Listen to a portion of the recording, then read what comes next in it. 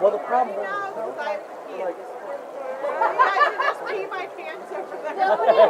no one will know the difference. Just go. Hey, yeah, just stop us from having all them kids.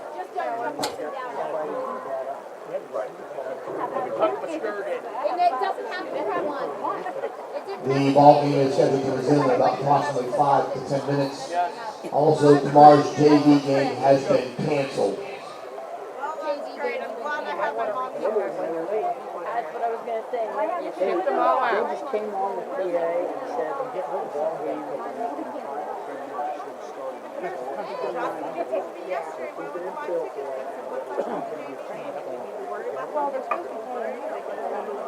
Thank you. Or they make you like They will make you like you said. They changed me right out. I know. we don't even have 6, we have 16. We're 5.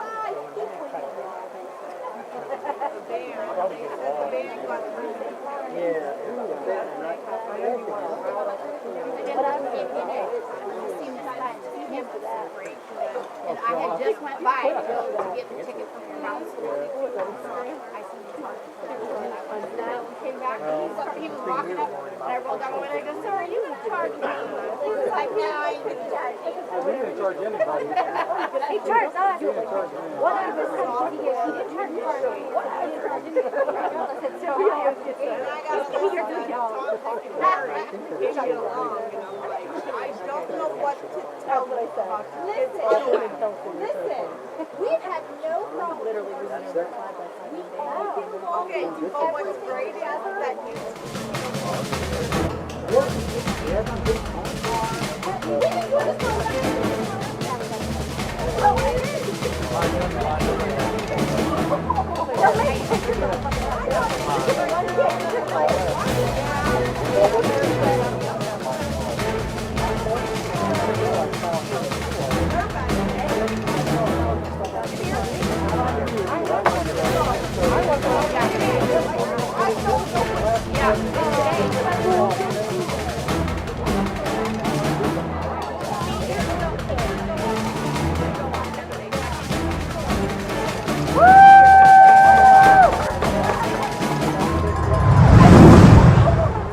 and then he does everything else online.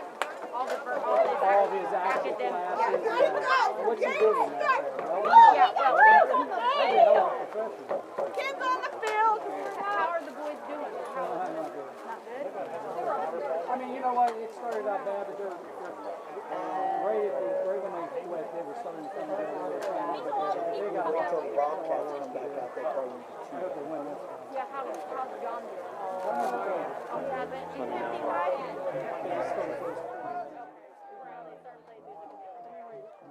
Hey, we put this when we were here.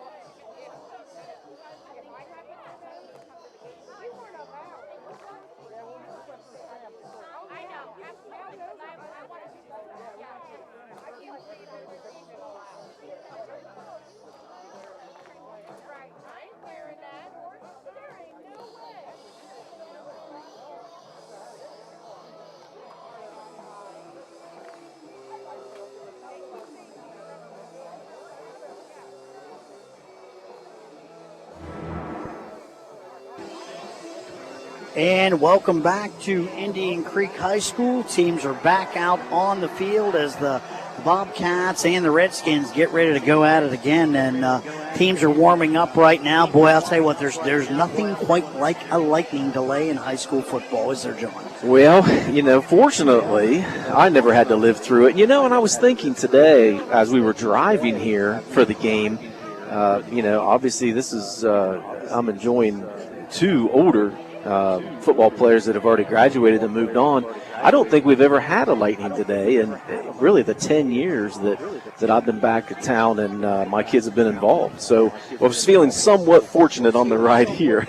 The worst rain I think I remember at a Bobcat game was the game that we lost to New Philly when Arthur Zerger kicked that long. Yeah. That rain was horrible. 45-yard field goal. Oh my! In the rain and mud. Yes. Unbelievable. I had quite a memory right there. Right. I'll say something right now. That sure did look like a win, but ended up the Quakers were able to steal one from the Bobcats, and that was years ago. It was probably late 2000s. Yeah. Okay. All right. So 10 years ago. I would say later 2000s. At least a decade, maybe 15 years ago. 2009, maybe. Teams are coming back out on the field as we get ready to resume action here.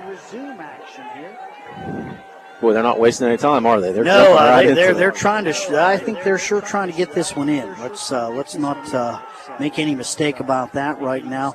Redskins with the football now. David Ferroni, the quarterback, has them back in the huddle now, and the situation has us first down, 10 yards to go. Redskins are back now at their 12-yard. Boy, that was after that booming punt by Jake Valentine. 60-yarder. Seems like 2 hours ago. It does seem like it. Ferroni with the football, the snap, the give, straight ahead. And again, Bobcats swarm the football, nothing doing. I'll tell you something right now. I think that was number 9, Matt Schaefer, with the football, and he's not finding any room up the middle. Neither are any of the other Redskins backs at this time. So I'll tell you, it's right now the Bobcats getting the better of the matchup at the line of scrimmage. Yeah. Up front, they're certainly holding their own and getting an opportunity for our linebackers to be able to make some plays too. Ferroni is out of the lineup right now. I think this is the Wildcat for the Redskins as number 8, C.J. Spencer. Behind, is that number 8 or number 9? That's Schaefer. That's Schaefer, okay. So this is their version of the Wildcat then. Right, and you certainly can't blame them for doing this. And don't forget about Powell either. Eli Powell can certainly run that Wildcat from back there too. Snap, the give, and straight ahead, Schaefer's got it. A little bit more positive yardage this time. Gain of right around, let's call it around 6 yards. It's going to bring up a third down.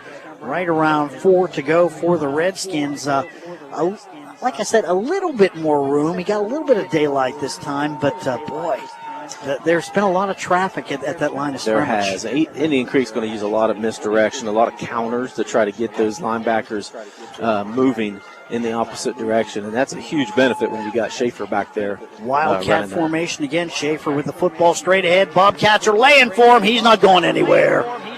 Wow. Let's see. I'm trying to look at who's getting up off the bottom of the pile. I see, looks like Caden Kenworthy's down there. Brock Valentine down there. And the Redskins will have to punt it away again. They just can't get any traction right now. Again, Bobcats are looking pretty good. They're holding their own, no doubt about it. And I think that the coaches would say we're winning the battle at the line of scrimmage. And that's what's going to win That's the game. exactly what is happening Absolutely. right now. And the Redskin punter gets the ball off. Short punt coming up. Nice job there by Whaley to field that football, because I'll tell you something right now. The Skins punter, Jaden Irazi, he's been able to get good rolls on the football, although he hasn't got much distance. This time Whaley was kind of waiting on him, and he came up and made a nice catch. Saves a lot of yardage there. Smart football again. As we talked about, Bobcats have the ball 1st and 10 on the Redskins 43-yard line. Good field position here, that's for sure. That punt definitely comes into play because it gives an opportunity for Cambridge to have it on Indian Creek side. Caden Moore, the quarterback, the snap, the give. Mobilini's got it. He's got some room on the right side again as Mobilini takes it out. Gain of right around, that's called 5 yards. 2nd down and 5 now for the Bobcats. That's going to do it at the end of the first quarter of play. The score after one quarter, it's Indian Creek nothing, Cambridge nothing. We'll take a quick break. Back with more right after this. Doan Ford is celebrating 57 years of service to the Ohio Valley. This means a friendly, low-pressure sales experience and a wide selection of new and pre-owned vehicles, featuring the all-new F-150, Edge, and Fusion, all reliable vehicles at low prices. And remember, for fast and easy financing, check Doan Ford. I'm not buying till I check Doan Ford. Here at MVHC, we offer adult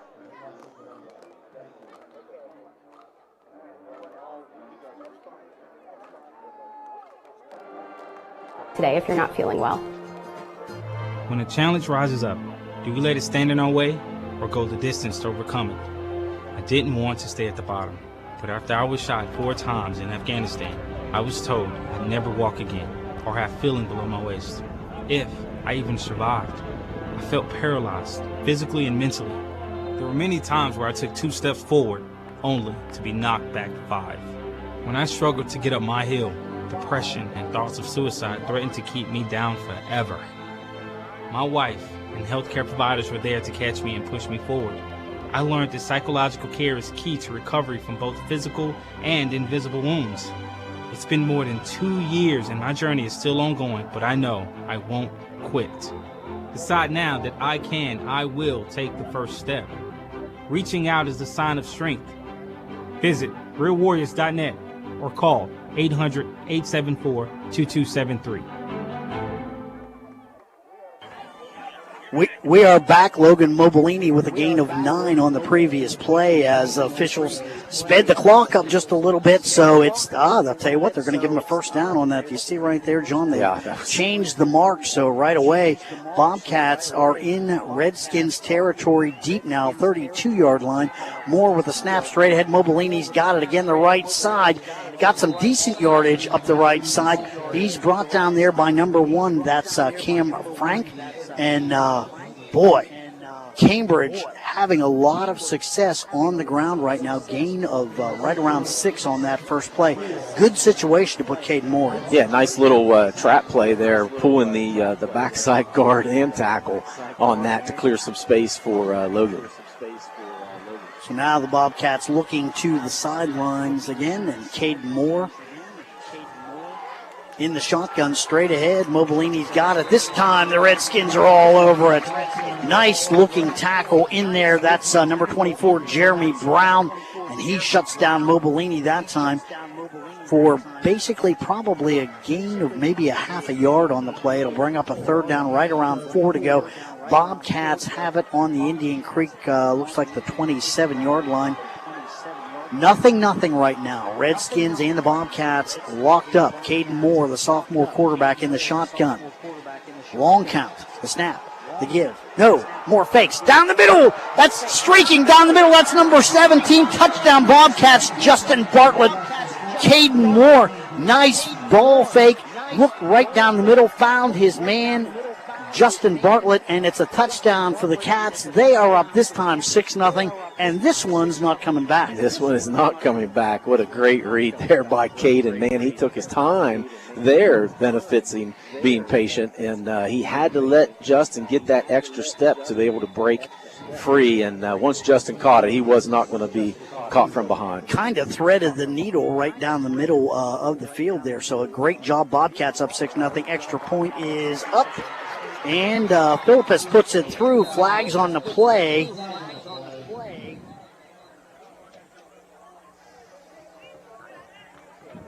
And let's see, I think maybe Indian Creek. That's going to be on the Redskins. Yeah, encroachment on the defense.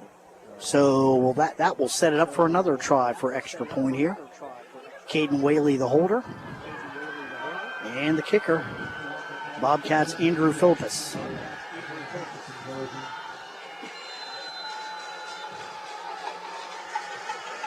Snap, high snap. Moore's got it. He's rolling out, looking. He's in trouble now. Rolling back the other way, picking up a little bit of help. He might beat it to the corner. Caden Moore, that's good. 2 points for the Cats. How about that? How about that? And not the best snap in the world, but Caden Whaley was able to jump up, use his athleticism, catch the ball. Boy, he was running for his life. First rolled right, looking for the hot route, but the receiver must not have heard him screaming, so he just took him himself, ran around the left corner, and in for 2. So it's 8-0 Bobcats, and with that, we're going to take a quick break. The score, 10:05 left in the second. It's Cambridge 8, Indian Creek nothing. Back with more right after this. Promises. You've heard them all. Peace of mind, quality insurance products, superior claim service, all at a fair and competitive price. Since 1848, Westfield Insurance has promised to provide excellent insurance coverage for your home, auto, and business. Sharing knowledge, building trust. That is Westfield Insurance's pledge to their customers. For a quote on protecting your home, auto, and business, call W.B. Green Insurance today. W.B. Green, professional insurance.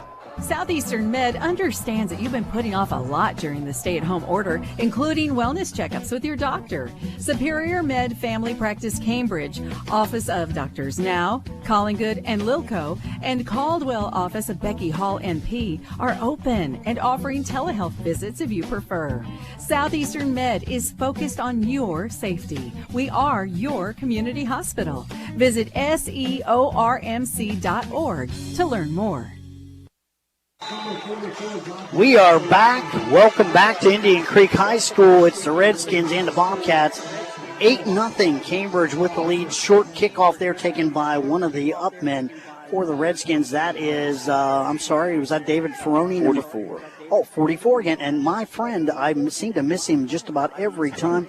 Jonathan Justo with the nice return, setting up the Redskins in very, very good field position here as they have the ball on their own 35-yard line. But the Redskins really have yet to have a successful series on offense. Haven't been able to get things going, much like Cambridge last year. Right. And they haven't yet, but you'll notice that the rain has stopped enough that they might be able to put the ball up in the air now. Ferroni is back in at quarterback, I believe, and he is back. He does not have the football straight ahead. They're running this time. A little misdirection and a nice play. That's going to be a nice gain on first down for Creek. Yeah, as we said before, they like to run a lot of counters and a lot of misdirection, and that certainly caught the Bobcats off guard. Second down, right around 6 to go, so a gain of 6. I wasn't sure who picked that up. It was number 5, Jaden Arazi, the punter. Snap. Straight ahead. This time Schaefer's got it, and he is awfully close to an Indian Creek first down at the 48-yard line. That will be a first down, in fact, for the Redskins. So I think that's their first tonight. It is their first, and that's one thing we have to make sure we cannot let Schaefer get real confident running downhill like that, because once he gets that head of steam going, he's going to be tough to bring down. Straight dive that time. 9:15 left in the second. 8-0 Bobcats. Redskins with the football on their own 48-yard line. Ferroni in the shotgun. Snap. The give straight ahead. Schaefer runs into one of his own men. He's got trouble, and he's wrapped up, and they're going to bring him down. Holy cats. Excuse me. I think that is, that's number 9, Matt Schaefer. And he's unhappy because he said they didn't have me in the official blew the whistle. Well, that's the end of the play. He's never going to be happy with that. But his forward progress had certainly stopped. Loss of around 4 on the play. Great penetration by the Bobcat line that time. And basically it forces Matt Schaefer to run into his own lineman. Yeah, big defensive play there by the Bobcats to be able to make Schaefer have to try to bounce that outside. Ferroni at quarterback, the snap. This time he's rolling right, looking down the field. He's got a man down there. That's a nice catch. That's a big play for the Redskins. Down to the 25, number 11, Sam Coleman, able to get his man turned around, and I think he beat Caden Whaley that time. Down to the Bobcat 25-yard line. Big first down, big play for the Redskins. Gets their offense rolling a little bit. Yeah, Whaley had him covered the whole way, and then he tried to jump the pass instead of just didn't time it right. That's all. He had a chance to intercept that and tried to jump it and just misread it. Nice job, nice adjustment that time by Sam Coleman as well. Basically the ball thrown behind him, I felt. Yeah, certainly a ball that we could have knocked down, if not intercepted. But, give Coleman credit. He went up and got it. Ferroni straight ahead. Schaefer this time runs into, boy, man. There's some hitting going on down on the field. I mean, that time one of the linebackers for the Bobcats came up. I think that was was that Whaley back there? Let's see. I'm looking, trying to figure out. Somebody just stood him straight up. Yeah, I think Whaley read it from the safety position and came up and filled. 25 Stottsbury in there as well. Yeah, another sophomore will be working on the outside. I mean, they came up and just Schaefer had a head of steam, and I mean, he just ran into a wall. Ferroni back again. It is a gain of 1 on the play now for the Redskins. 2nd down, 9 to go, and timeout on the play. And I think that may be it for the first half for Indian Creek. I think they've used their allotment, or that's only their second. So Ferroni wanting to talk things over a little bit right now as the Redskins with their first real legitimate threat of the night, 7:05. Nice long pass from David Ferroni to number 11, Sam Coleman, setting them up in scoring territory. Their kicking game doesn't quite look as strong as the Bobcats right now, so looks to me like Creek is really basically going to have to use all their downs and really move the football. Yeah, I think that that pass by Ferroni is certainly going to give them some confidence. It wasn't a flood route. Really, they only had the one receiver deep in Coleman. They had one coming across the middle, but he was well covered by the linebackers and didn't really have a third option. So he says, heck with it. I'm either going to throw it up out of bounds or my boy Coleman's going to come down with it. And he guessed right, I guess, and a gain of 27 yards or 30 yards, I'm sorry, certainly puts him down inside the 25, gives them an opportunity to get on the scoreboard. But you're right, first game of the season, kickers don't have a lot of experience yet either. So I would guess that Indian Creek's going to be pretty aggressive here and try to pound this ball. 2nd down and 8 right now. Ferroni back in the shotgun formation. Schaefer's back there with him. Some motion by the Redskins line. The snap, the pitch. They're going to try to power it this time, and Schaefer's got some room. He's going to make it to the outside. The 10, he's going to cut it back. Close, he's in. And touchdown, Indian Creek. Nice run that time, and I'll tell you something. They really, really cleared out a nice path for Schaefer that time. He had the whole left side of the field and basically was able to beat the Bobcats down into the end zone. Yeah, we lost our contain on the outside there and got pinned in and let Schaefer had an opportunity to bounce it out. So it's 8-6 now, and we'll be kicking the extra point. 6:56 left here in the second quarter now, and the Redskins have cut into that Bobcat lead. They may be going for 2 as well here. Let's take a look. Yeah, I think the offense came back on the field there for the Redskins. Yes, and Eli Powell is back under center now. Yeah, come on, you can't.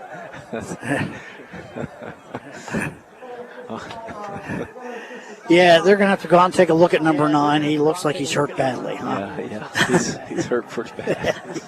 Yeah, probably just a cramp, I'm thinking. All right.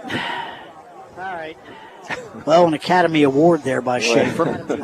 Congratulations. I think everybody in the stadium heard Coach Connor yell at him to make sure he fell back down. Yeah, good call. But the team's talking it over on the sidelines now, and Redskins trying to set up this extra point now. They're down by 2, 8-6. As we said, 8:56 left here in the second quarter. Still in the first half of action as we had a long rain delay here. Bobcats getting on the board first. Nice looking pass from Caden Moore, the quarterback, the sophomore quarterback, to number 17, the senior tight end Justin Bartlett, who made a nice catch and romped into the end zone. Then a nice job by Caden Whaley to basically run one way and then run the other way and pick up the 2-point conversion. It was kind of a busted snap right there, play on the kick, but Whaley able to convert 4-2, and that's what the Redskins are trying to do right now, even this football game up.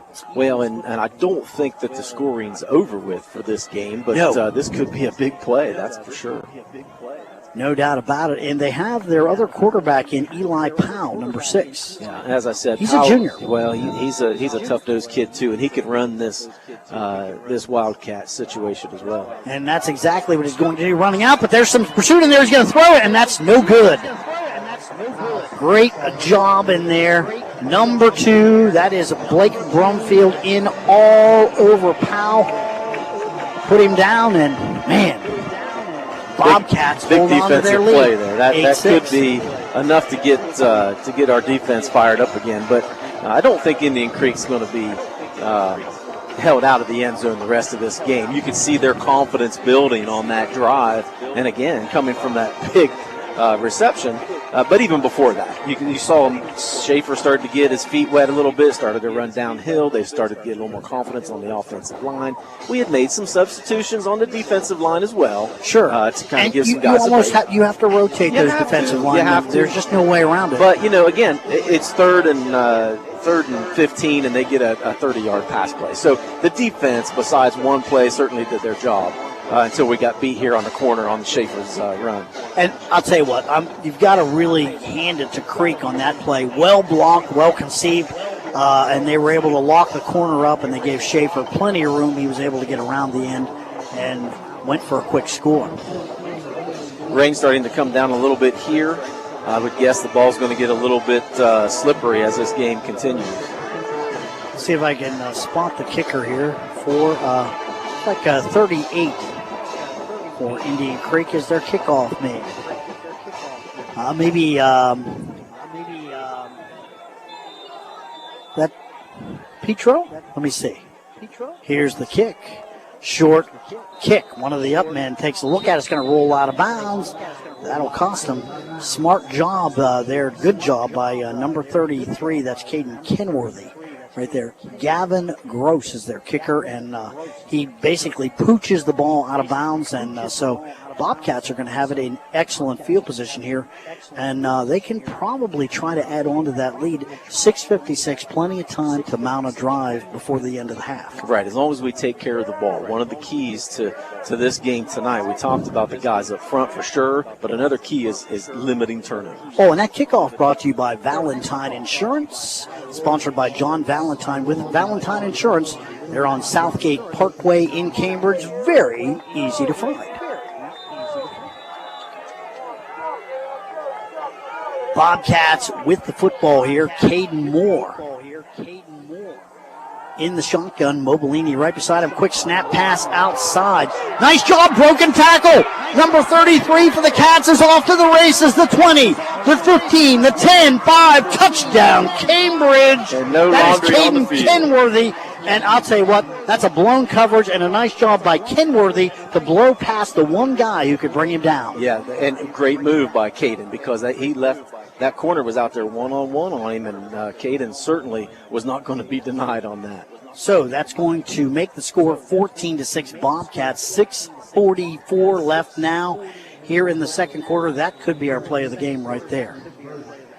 How many yards on that one? 65 is what I got. Wow. This time the extra point a little more traditional, and it's good. Snuck it in under the upright. Boy, I'll tell you something right now. Just made it on the inside.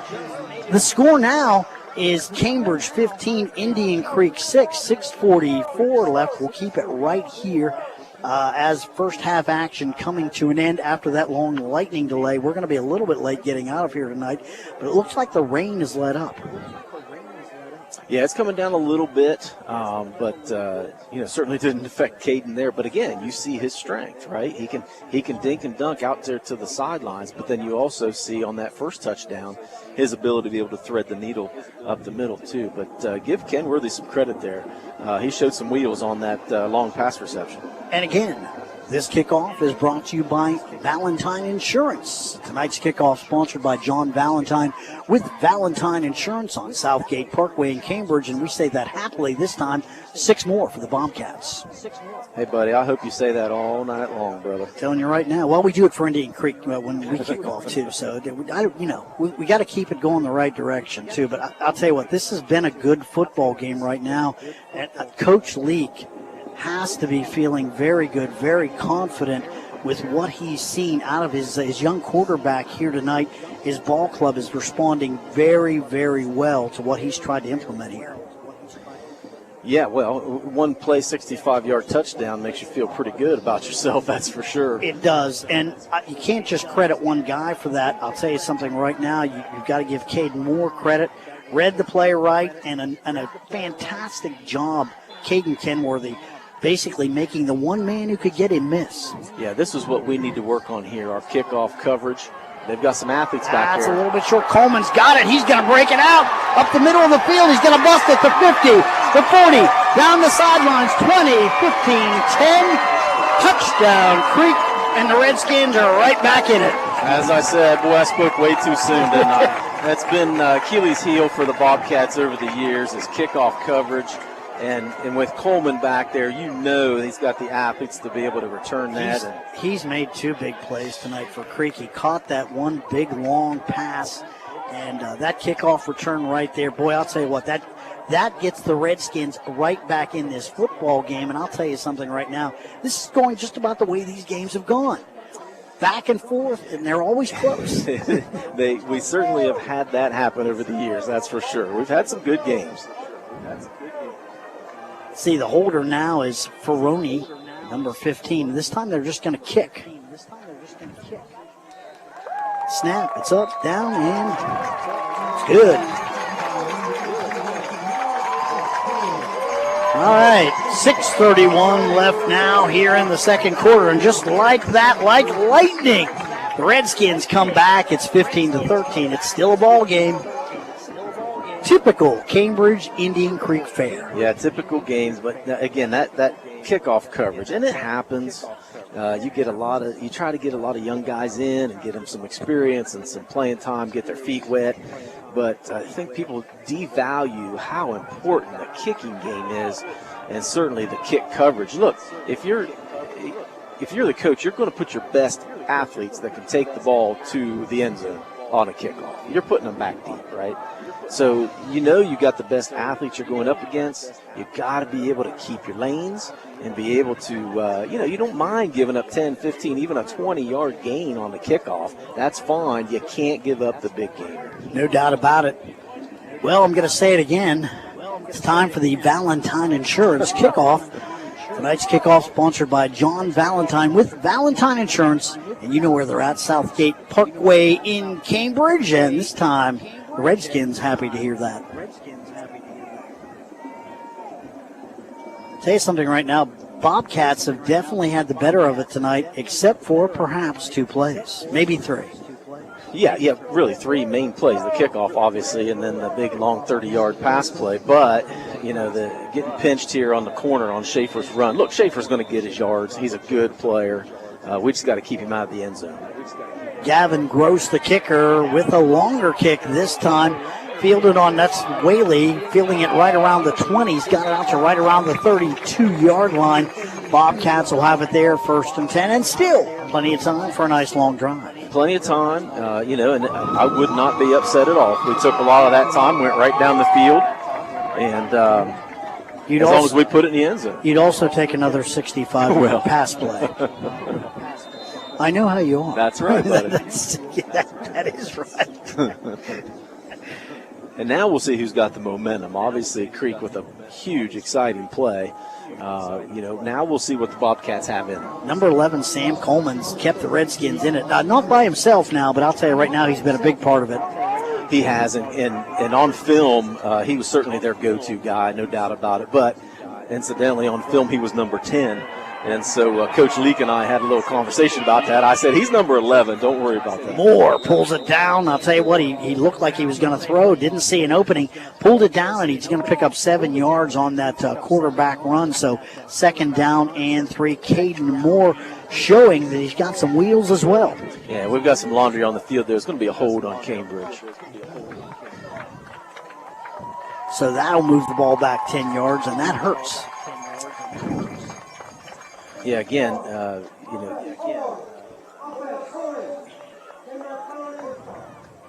trying to get the number on that penalty, but a 10-yard gain to start the drive after a huge play. I think that was Stillion. It was 54 for Stillion, but that certainly told you what the Bobcats, how they wanted to respond to that touchdown. But with a penalty, it certainly puts them in trouble. Moore's back. He's looking, dumps it out to Mobilini. He's got some room. The 25 makes a man miss. The 30, the 35, all the way up to the 37-yard line. That's a big run by Logan Mobilini. I'll tell you something right now. He gets out in space, and when you get a hold of him, he's tough to bring down. Look, Logan is not he'll tell you he's not the quickest guy in the world, but, buddy, he's going to make sure that you get your money's worth if you come up and try to tackle him. He is not afraid of contact, and most of the time when he's got the ball in his hands, he's the one that initiates contact. It looked like that time that's exactly what happened right now. So it's 2nd down, right around 6 to go now for the Cats. So a big play there, getting them back in a good down and distance situation. Straight ahead, Mobilini, the left side this time, makes one man miss. The 40 up to the 45. That's going to be enough for a 1st down. No laundry on the field. So Logan Mobilini doing his part. The Bobcats pushing the ball down the field again. I'll tell you what, he's having an excellent night. He is. Strung that out. I mean, I give credit to the offensive line to continue to let that develop, and to Mobilini for letting it develop. Gage Simmons had him in his sights. He just couldn't get a hold of him. Yeah, Logan's a tough kid. It's going to take more than arm tackles to bring him down. Moore, the quarterback, in the shotgun. Snap. Quick pass outside. Wow. See, that's Caden Whaley, I think, number 3. He's knocked out on the sidelines. Boy, he's close to another 1st down. Yeah, and going into the game, Coach Leak knew that Indian Creek had some inexperience in the secondary, and he wanted to exploit that. And you see that, that fits right into Caden Moore's strength, too. 2nd down now, right around 2 to go for the Bobcats. Caden Moore, the quarterback. The snap. He's got the football. He's going to roll out. One of the nice job by one of the Redskins. Grabbed him by the jersey and just slung him down. That's going to be no gain. That'll bring up a 3rd down right around 2 now. So a nice job there. I'm not sure, didn't catch the number. Was that number 52 who brought him down? Yeah, a couple guys there. I think it was a broken play there by the Bobcats because he was out on an island by himself, and I can't imagine that it was a designed rollout to the left with no help in front of him. Nathan Allen, number 50, I think that time. Moore back in the shotgun again. He's got the football back, looking, guns it right down the middle. There he is, number 17, the tight end for the Bobcats, Justin Bartlett. Great catch, and the Bobcats are going to have a fresh set of downs. So nice play. Again, Moore looking for his go-to guy in those short yardage situations. Bartlett wide open, makes a nice turn, nice pattern, and they connect again. Yeah, good patience by Caden there to be able to find the open receiver. Bobcats moving the football. They've got it now on the Indian Creek 39. Moore, the quarterback. To his right side is Logan Mobilini. Snap. Snap pass outside. Brumfield has it. That's Caden Kenworthy. I'm going to give Blake Brumfield a catch there, but that was Kenworthy again. Short gain on the play, right around 2 yards on the play to bring up a 2nd and 8. 4:01 left here in the 2nd quarter as the first half beginning to wind down just a little bit. You see Indian Creek starting to make some adjustments on those little dump passes. They're starting to bring those corners up a little bit tighter. They've got to be getting a little bit tired now. Moore back, throwing. Got a man on his knees. Nice catch there. Again, making the catch. That's number 33, Caden Kenworthy. He's been a prime target here tonight.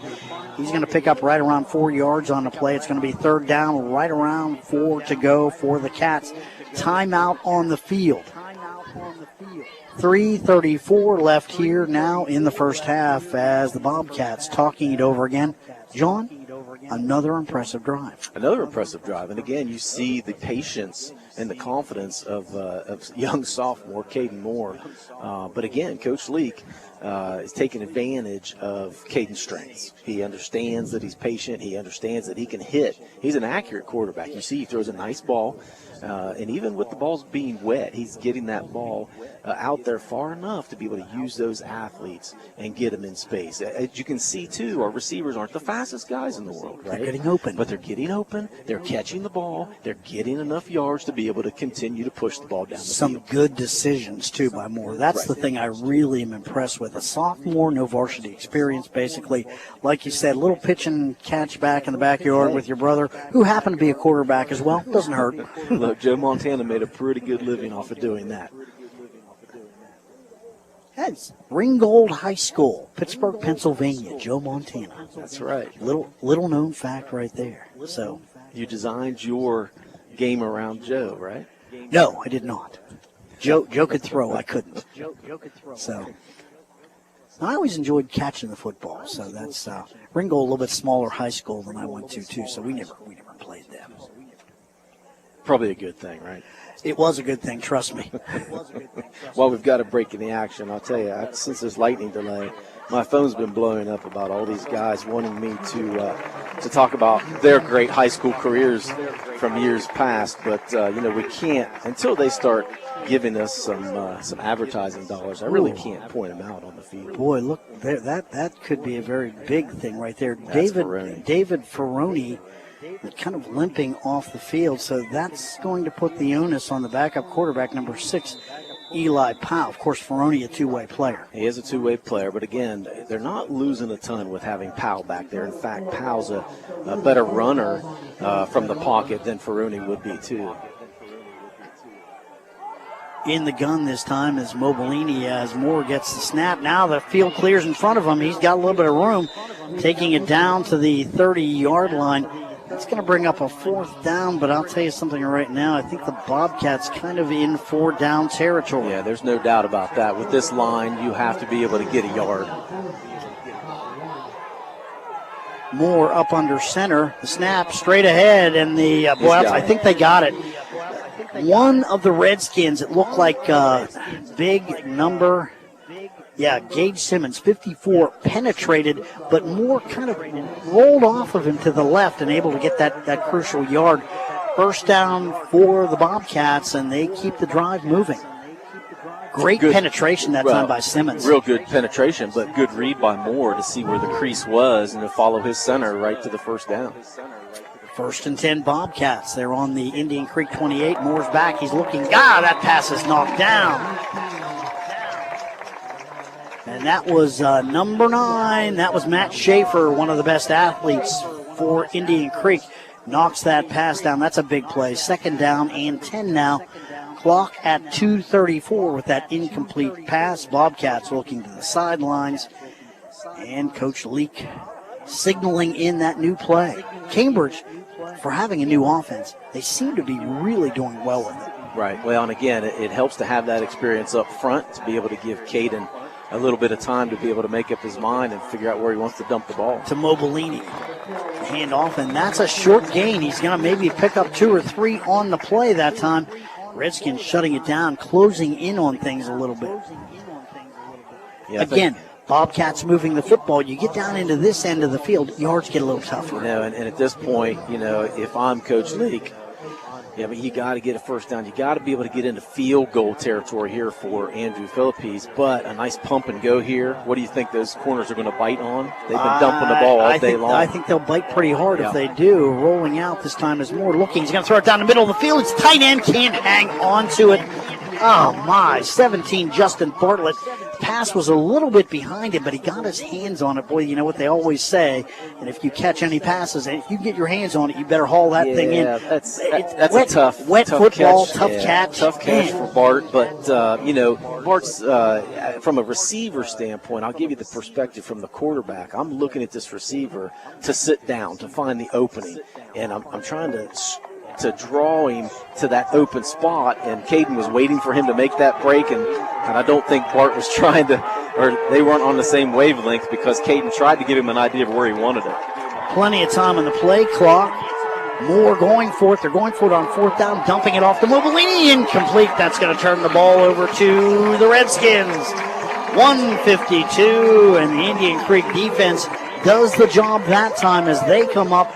Nice stop, nice series of down. Bobcats again moving the football, but the Redskins, I mean, they came down in that particular series right there around the 30 and put up the wall. There was nothing doing. Yeah, but really, as good as Caden Moore has been tonight, that's his third incompletion in a row, and on this drive, certainly stalled it out there, but you can't fault Caden. He was just trying to dump it off because nothing was open downfield. And some good news for the Indian Creek fans. Looks like David Ferroni is going to be back out on the football field. Big series here for the Bobcats to be able to hold Indian Creek out of the end zone to finish up the half. Straight ahead, that's Schaefer. No room virtually at all. Good penetration that time by the Bobcats. In there, 17, Justin Bartlett, and he makes the tackle basically after a gain of a yard here. And Coach Connor's out of timeouts here for the first half, so unless somebody gets injured again, they've got to move a little quicker. Under 1:30 now, 1:28 clock rolling. Ferroni looking at his wristband. Taking way too much time to be able to get the play off. Snap, straight ahead, nothing doing. Schaefer can't find any room, and he is knocked down right around the 25-yard line. So Bobcats are calling a timeout now. It's kind of interesting. Well, obviously they caught on to Coach Connor just trying to run the clock out because of field position. He doesn't want to have to give the Bobcats the ball back at midfield or so, knowing that they can score quickly. He's trying to run that clock out a little bit, and Cambridge caught on to it, so they said, heck with it. Let's try to stop the clock and get that ball back. Well, now do you come back if you're Coach Connor and throw the ball down the field a little bit, try to pick that first down up? No, I don't think he's going to sway from what his original thought was. He wants to run that ball and let that time run off. That should be Cambridge's second timeout, I believe, so they have one remaining. I think so. I think you're right. I think we've only used one, so that was their second, yes. One to go. And obviously Creek's strength is not the passing game, other than that was their one big play. That's for sure. But they are coming out. Twins right here with another receiver in the backfield to roll right with Ferroni. A lot of switching going on in the Creek backfield. Ferroni. The snap now, they're going to pitch the ball out. That's Schaefer looking for it on the outside, and this is the play he broke before. This time, not so much room as the Bobcats shut him down. That's going to bring up a fourth down, and the Redskins will have to punt it away. 1:01 left here in the second quarter. Yeah, luckily Whaley read that pretty well because Schaefer had the outside again. A corner got again, and if he can turn that corner, he's shown he can break a run. He certainly can break it, but our corner got pinched in again. Luckily, Whaley came up from the safety spot and stopped that play before he could get down the sideline. Caden Whaley and number 7 Roman Jeffrey back deep to get this punt now. Big play here for the Cats. I mean, we still had a minute left. We can get this ball back at midfield. Jaden Azari, the short punt. Again, it's almost like a pooch punt. He's got a roll on it. Not going to be a great roll this time like he got on that first one. Yeah. Down it right there around the 47, although it does prevent a return. So not much time running off the clock as 50.6 seconds left here in the second quarter. So we are headed for halftime. But Bobcats still have a few downs left here, and let's see what Coach Leak has up his sleeve. Yeah, I would guess he wants to be somewhat aggressive here to be able to get the ball at least down in field goal range to give Philippines an opportunity to kick one, and he can. He can hit it from 30, 35 yards. Okay, so you're thinking maybe get it to right around the 20, and you're in pretty good shape. Yeah, if we could get down to the 20, 25, he's definitely going to give Andrew an opportunity to put it through the uprights. Although so far tonight they've had a little bit of a problem coordinating between the holder and the kicker and the snapper. Moore, long throw down the field. He's got a man behind him. That's number 11 looking there for Owen Feldner. Can't haul the ball in. So a nice job there by the Indian Creek defensive backs as they prevent the long completion. Ball thrown a little bit behind Feldner. Pretty tough catch to make. Well, tough catch. It was a tough adjustment for Owen to be able to make on that. But you see that Caden just doesn't quite have the strength to get the ball down 50 yards down the field. Just a sophomore. Right. Say it again. Hey, difference between you as a sophomore and a senior? Definitely. Pretty big, huh? Absolutely. All right, Caden Moore back. Looking again down the middle of the field. He's got a man open. Oh, that's going to be interference right there. Oh, my goodness, they're not going to call it.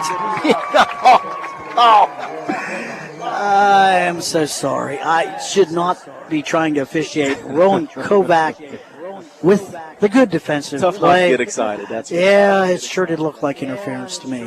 That's just kind of the way I felt about it. He was not looking at the football at all. But a good route there. Certainly he was open. Yeah, he was open. No call on the play. I'd like to see a crossing route here. Get Bartlett in space. Snap, Moore's got it again. This time he's going to tuck it down. Now he's looking for a man. He's got it. That's Bartlett.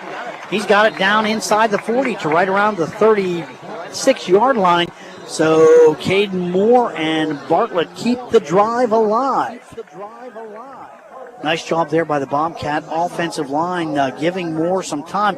Boy, it looked like he was going to run the football, John, and all of a sudden he pulled it down, spotted Bartlett, and just fired a seed and got him. Not only a seed, but a seed off of his backside. I mean, that was a great throw and great patience there by Caden. The strength to be able to thread that needle. But you see the difference when Bart gets an opportunity to get in some space. As we said, you got to get it to your playmakers, especially if you're trying to score here before the half. Well, I'll tell you one thing right now. He sure has been the go-to. He's almost a security blanket for Caden Moore. We're talking about the offensive line. Your big tight end out there, the guy who runs good patterns, who seems to get open. He's something you got to figure that Moore is looking for 17 as an outlet just about every time. Right. And, Justin, though he's certainly much more of an impact player on the defensive side, he missed the first 2 games of the season last year, came back in game 3 and had 2 big touchdown passes, or receptions, to win the game. So he's been making his presence known on the offensive side as well. Caden Moore, the quarterback, once again, the sophomore, really been showing his stuff here up at Wintersville tonight. Long count, the snap, Moore's back, he's got it. He's going to throw it down the field. He's got him. Bobbled and dropped out of bounds as, let's see. Looks like Whaley. Caden Whaley. And the pass was a little bit off to his side. It was, but again, catchable, but still pretty tough ball to haul in. If you can get in the mind of Caden Moore and see what he sees, that's exactly where he had to throw the ball. And, and I'm not getting on Whaley for not making that adjustment. That's a tough play to make, but as a quarterback, that's where he had to throw the ball. Twins right, Twins left, Moore back looking. He's going to throw it deep down the middle of the field this time. And, Bartlett is down there. No call on the play. That one I felt was some pretty good coverage that time. Not going to argue with that one. I still am going to argue with that other one. Yeah, good coverage there by the defense. Yeah. I think it's going to benefit us if we could bring Bartlett out or Whaley out to that sideline like that and bring the backside guy on a post. That middle is wide open, and that's going to fit right into Caden's wheelhouse. No doubt about it. I also like the comeback. Come back about 10 yards to the football. That always works at this position. Here's a little outlet to Mobilini, which doesn't work that time. Some good pressure by the Indian Creek defense. You see what I'm saying? You run the ball, run your corner off, and then you come back to the football right in the middle of the field.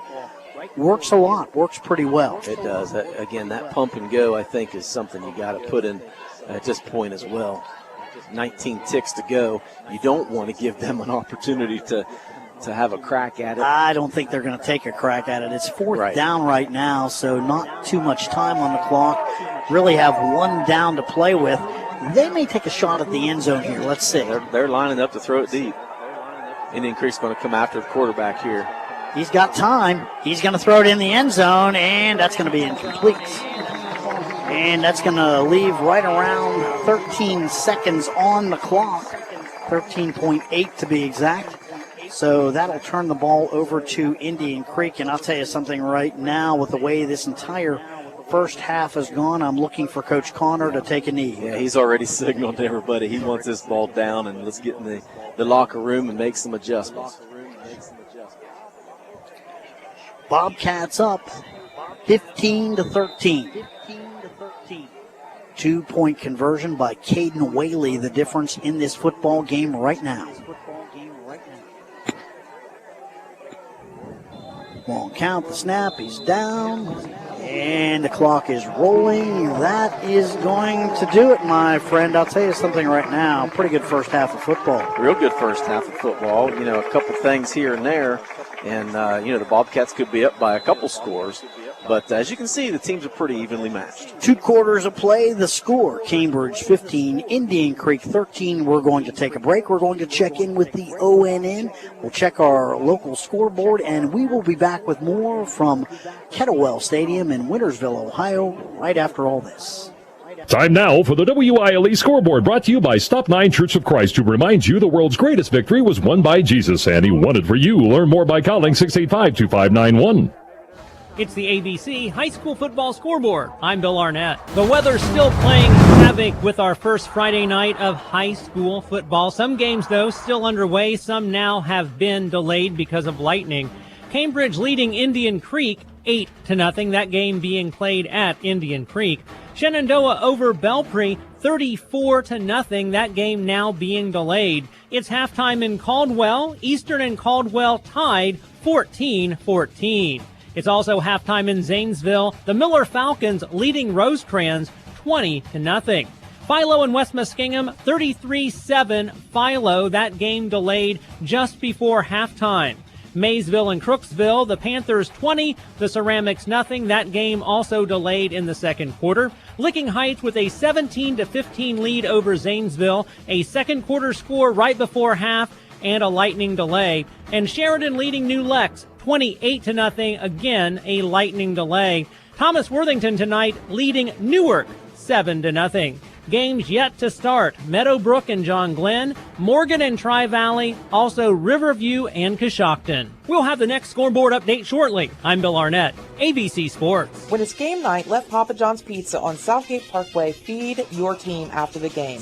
Hey, this is Shannon. You can create your pizza with all your favorite toppings or pick one of our specialty pizzas like the Super Hawaiian, the Philly Cheesesteak, the Works, or the Fiery Buffalo Chicken. Don't forget we also have chicken poppers, wings, breadsticks, and cheese sticks too. Call 740-439-PAPA. That's 439-7272, or order from your phone at papajohns.com. Take a drive out U.S. Route 22 to the Winterset Kitchen for Amish-style cooking with daily specials and homemade desserts. Minutes past the Salt Fork entrance. That's the Winterset Kitchen. Surgeon Construction is leading the way in commercial and industrial construction.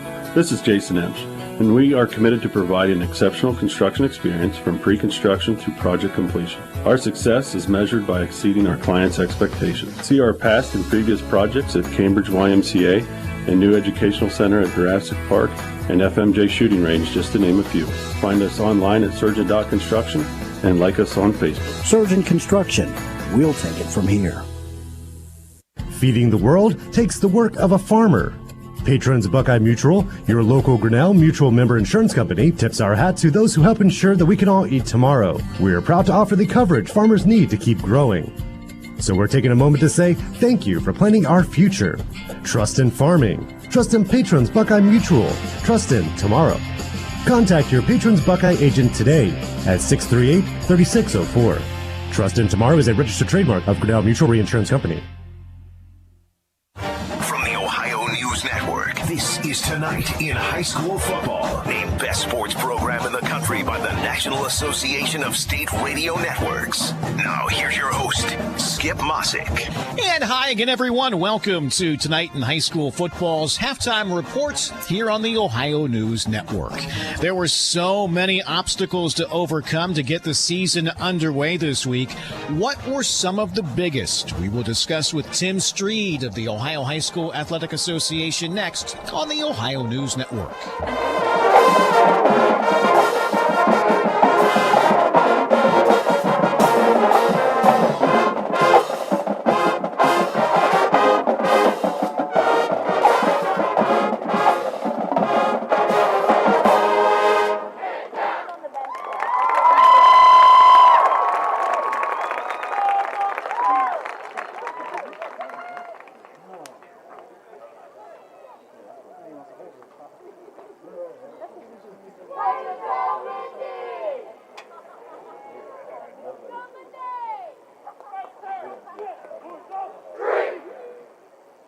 Score screen?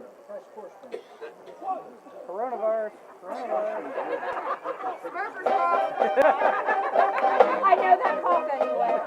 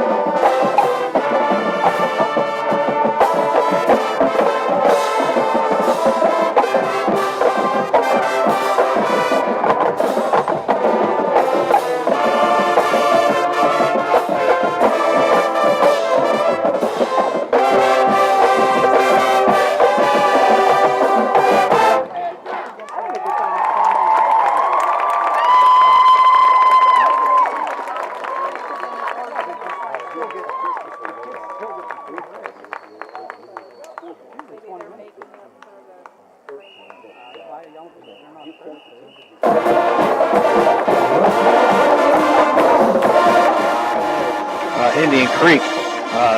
First half rushing, they've held them to 42 yards rushing in the first half. And for Indian Creek, that being their bread and butter, we got to feel pretty good about that. No doubt about it. And really, they shut down the rushing except for one play. It was the touchdown to Schaefer, and I think that was around a 20-yard run. So the Bobcats have really, really done a nice job, and Schaefer, of course, getting the lion's share of those carries. Schaefer, I got him with 38 yards total in the first half, and 24 of them were on the one touchdown run. Incidentally, you are listening to our halftime report brought to you by AVC Communications. Market your business on the radio. Stay connected with the community. AVC Communications is the area's locally owned and operated radio stations, and they appreciate your business. That's AVC Communications Technical Services. John, let's take a look at the rest of the stats. What do you have for us, total for the Bobcats and totals for the Redskins? Yeah, total for the Redskins, again, 42 yards rushing, only 37 yards through the air, and 30 of those yards coming on the one big play to big pass to Coleman. In fact, Coleman's got the only 2 receptions of the game for the Redskins. But Cambridge, on the other hand, boy, Caden Moore has been throwing the ball basically to everybody on the team who's been on the field. I mean, Caden has had a pretty decent first half for his first start of the season, first start of his career. First half total yardage, I got him at 196 yards. Now, again, the same with Coleman. There was a big 65-yard touchdown there to Caden Kenworthy in the first half, but Caden Moore with 196 yards through the air, and 33 of those going to Mobilini with 3 catches. Bartlett and Kenworthy both with 4 catches. Kenworthy with 86 yards and Bartlett with 62, and both of them with a score. So through the air, Cambridge has done really well, but controlling the line of scrimmage has certainly been a benefit for Cambridge as well. Though they've only had 58 yards total rushing in the first half, you could easily see that they were controlling the line of scrimmage, and we threw the ball a heck of a lot more than we did running. We only had Logan Mobilini had 11 rushes for 51 yards, and Caden Moore, of course, running around in the backfield a few times, had 8 rushes for 6 yards. So Logan Mobilini getting the bulk of the carries, 51 yards, and a hard runner for sure. And about 4 yards a carry, that's not terrible. Yeah, his longest run was 10, and the first play of the game basically was 9. So, he's been toting the ball pretty well. We need to continue to take advantage of that, but we have to put the ball in the end zone. We did have the one scoring play called back because of a holding penalty. We knew that it was going to come back to bite us, and it did. And, now we're up 2 at the half. That's great. Awesome. Forget about it. Let's win the second half and get out of here with a W. Yeah, and I'll tell you what, Indian Creek, nice drive, although done on some big plays for their first score. That second score, and again, Coleman, an excellent athlete, but the Bobcats basically gave him a lane, and once he saw daylight, it was all over. Yeah, and, Philippines, as the safety off of the kick, tried to get the angle, and Coleman just had too much speed and broke it to the outside, and we just couldn't catch up to him. But you have to keep your lanes, and you got to be able to get off that first block, because if you don't have anybody behind you to help you out. I'll tell you something right now, the adjustments should prove to be interesting as well. It will be interesting. I mean, you gotta believe that Coach Connor, obviously 18 seasons, has been in this position a lot. Coach Leak in his first year with the Bobcats, we'll see what he can come up with. But from a adjustment standpoint for the Bobcats, boy, I don't know what else they could do. I mean, they shut down the run for the most part. One big run, that was it on that touchdown. I think the biggest adjustment is making sure from a special team standpoint that we make our extra points, that we make our field goals, that we have better kick coverage, and I think we're going to be just fine. Bobcats have showed they're not a one-trick pony. I'll tell you that right now. As you said, Caden Moore moving the ball around. They've gotten some yardage through the air. They've shown they can run the football. Line play's been good, so it's going to be tough to make adjustments. Here's our Valentine Insurance kickoff, and that is a short pooch kick touched by one of the Redskins, and they down it right on the 19. Tonight's kickoff sponsored by John Valentine with Valentine Insurance on Southgate Parkway in Cambridge. Redskins started some poor field position. Well, here you go. We just talked about adjustments. We're going to see what Coach Leak has from an adjustment standpoint, and what was the thing that I needed that we said we needed to do? We need to make sure we take care of our special teams. And what does he do? He makes a great adjustment. Don't kick the darn ball deep to Coleman again. He finds an opening in the middle. The guy fumbles it around, and they're starting from the 20-yard line? That's exactly right. Huge adjustment there for the Bobcats. From the line of scrimmage, the Indian Creek offense so far has been pretty much held in check by the Bobcats. Ferroni, the quarterback, again, he came off limping in one series, but has managed to stay. Oh, nice penetration by the Bobcats this time, and it looks like the flanker there with the football, and he was not seeing much from that. Was Schaefer, number 9. He came off from the flank that time, and he's going to lose about 5 yards on the play. Bobcats again showing great penetration. Well, Caden Kenworthy read that from the get-go, and, buddy, he shot through that line. He was not going to let Schaefer get to the outside. Bobcats showed great defense all year last year, and this year they're showing a little bit of offense to match. So Ferroni back in the shotgun again. Snap. Back. Look, he's got pressure. He's down. And there's Justin Bartlett waiting for him to step up on defense. What a big time to make that play. Is he going to be our Guernsey Muskingum Electric power lineman of the game? We'll find out. Loss of about, almost 10 yards. That was a big sack, and they lost 5 on the first play, so it's 3rd and a country mile for the Redskins here. They need to get a little bit of yardage here to give their punter some room. And their punting game has not been outstanding so far. Hey, keep it in check here. Give them a 3 or 4 yard gain. Nothing wrong with that. Ferroni, long count. In that double stick situation. He's back. He's looking, trying to break a man down the middle of the field. Throws it at one of his linemen who bobbles the ball. They're going to say safety. He caught it. If he caught it, it's a mistake. That's right. I think he did. There's a safety signal. Wow. Yeah, Ferroni was just trying to get rid of the football. Threw it at one of his linemen who made the mistake of catching it. That's 2 points for the Bobcats, 13-17 now. Big play there. You talk Smart about play.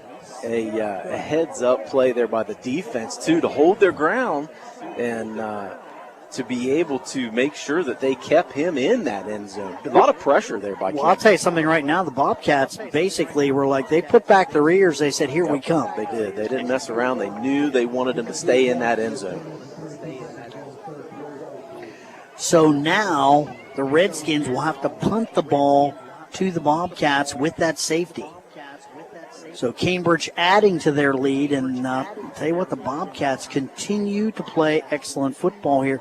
Redskins, you just get the feeling they're still looking for some answers. Yeah, and they're going to. You could see that they're, again, struggling a little bit in the backfield. They're going to get their feet wet. They're going to get better as the season goes. There's no doubt about it. And this game is certainly far from over. But with an offensive line like Creek has, they're going to start building some of that confidence in the backfield as the season goes. Hopefully it doesn't start tonight for the Bobcats. But, look, Coach Connor, there's a reason he's been so successful in this program over the years. Oh, no doubt about it. The guy does nothing but work his guys, and the guys respond. So in this game, not over. No, gosh, no. No, not over at all. One thing about Indian Creek, they will play you tough. Caden Whaley is back deep to field this punt now for the Cats. You would think pretty darn good field position here by Cambridge. It should be on the opposite side of the field, so hopefully Caden can get a nice return here and set us up for another score. Here's Ari with the punt here now. Waiting for the official signal. There's the whistle, and he can go ahead and kick it away. It's going to be a very, very short kick. One of the upmen's going to get it. That's Jake Valentine. No, that's Mobilini. And Mobilini's got it right around the 48-yard line. So a good solid return puts the Bobcats on the Indian Creek side of the 50. And Cambridge will start with excellent field position again. And let's see what Caden Moore and company can do again this time. Of the two offenses, the Bobcats have really, really shown that they're much more prepared so far this year to move the ball. Looked real efficient in the first half. Again, we're going to see what kind of adjustments Coach Connor makes here on defense. I got to believe those corners are going to come up and play a little bit more press coverage. But look for the Bobcats to dump the ball out of the backfield to Logan Mobilini and Caden Kenworthy in space. Linebackers got to be able to catch up to him on that. I would guess that would be an offensive adjustment we'll make if Creek comes up and makes that other adjustment. More the pitch to Mobilini. Mobilini's caught in the backfield. He's going to fight his way back to the line of scrimmage. In there is Cam Frank for the Redskins. Ball's on the ground here. Looks like Cambridge recovered it. Well, I'll tell you what, Mobilini's usually a pretty dependable back as far as that goes, but nice recovery. I think he recovered his own fumble. Yeah, it looks like Brock Valentine got it. Are you kidding me? The big guy with a fumble recovery, we got to put his name in. He's got a nose for the football, man. I'm telling you right now. It's that basketball experience, right. I think. And this is something that Cambridge just cannot do. We can't stretch the field and take forever to get a playoff. Mobilini's got some room. He's behind one of the big uglies, and he is down inside the 30 to the 40 to the 38-yard line. And apologize, that's the lineman cliche, big ugly. So I don't know really what they look like under their helmet, but Anyway, 1st and 10 now. Did he make the first down? No, a little bit short. But a nice run, and I'll tell you what, give Logan Mobilini some credit. He let his linemen get out in front of him, and he just followed them down the field as far as they'll take him. 3rd and short here, I would guess look for that draw by Caden. More again here if the middle opens up. Mobilini moves from the left to the right. He's right beside Moore. The snap, the fake, right down the middle. Somebody, I'll tell you what, no call on the play. Man. Again, a hold by one of the Creek defensive backs there that time. Reached out and grabbed a hold of number 44. That is Levin Pulaski as he was headed across the middle of the field. And no call. Although I'm not an official. Yeah, again, don't have a flag. Again, a tough call. Looked to me like there was a little bit of a hold in there. He slowed down a little bit as that sure ball did was it, yeah. in the air. 4th down, going for it, short yardage, and Moore's going to have it. Is he short? Nice play. Somebody closed pretty quick. Let's see. Where are they going to mark it? That looks like a bad spot. He never touched the ground until he went over top of the defender. The defender actually threw him forward for a first down. I don't think that's the real accurate spot, but it looks like they're going to give it to the Bobcats. Still going to be close. Let's see what the mark is. No, they didn't. They're going to say Indian Creek football. So I don't think that was a real good spot. Like I said, I didn't get a real good look at it. So it's a little bit hard to tell, but it's going to be 1st and 10 for the Redskins.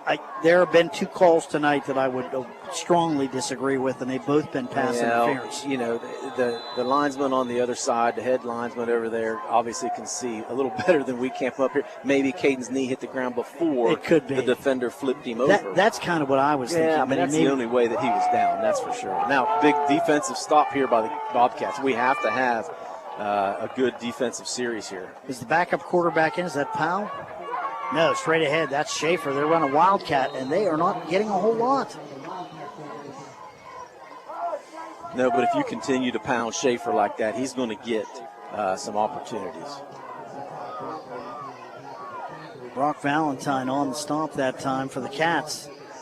Another candidate for the Guernsey-Muskingum Power Lineman of the game.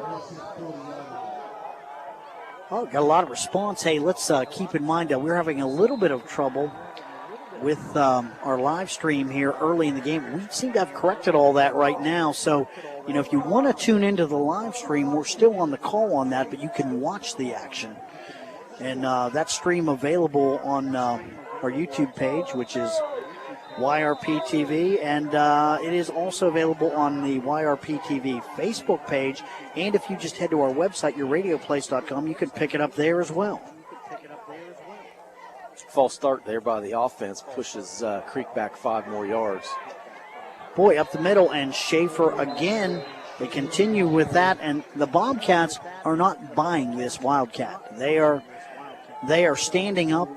They are basically controlling the line of scrimmage enough to keep Schaefer from breaking many runs. Well, enough. And what you have to do is, they lull you to sleep. They keep it coming, and then all of a sudden he throws one over the middle.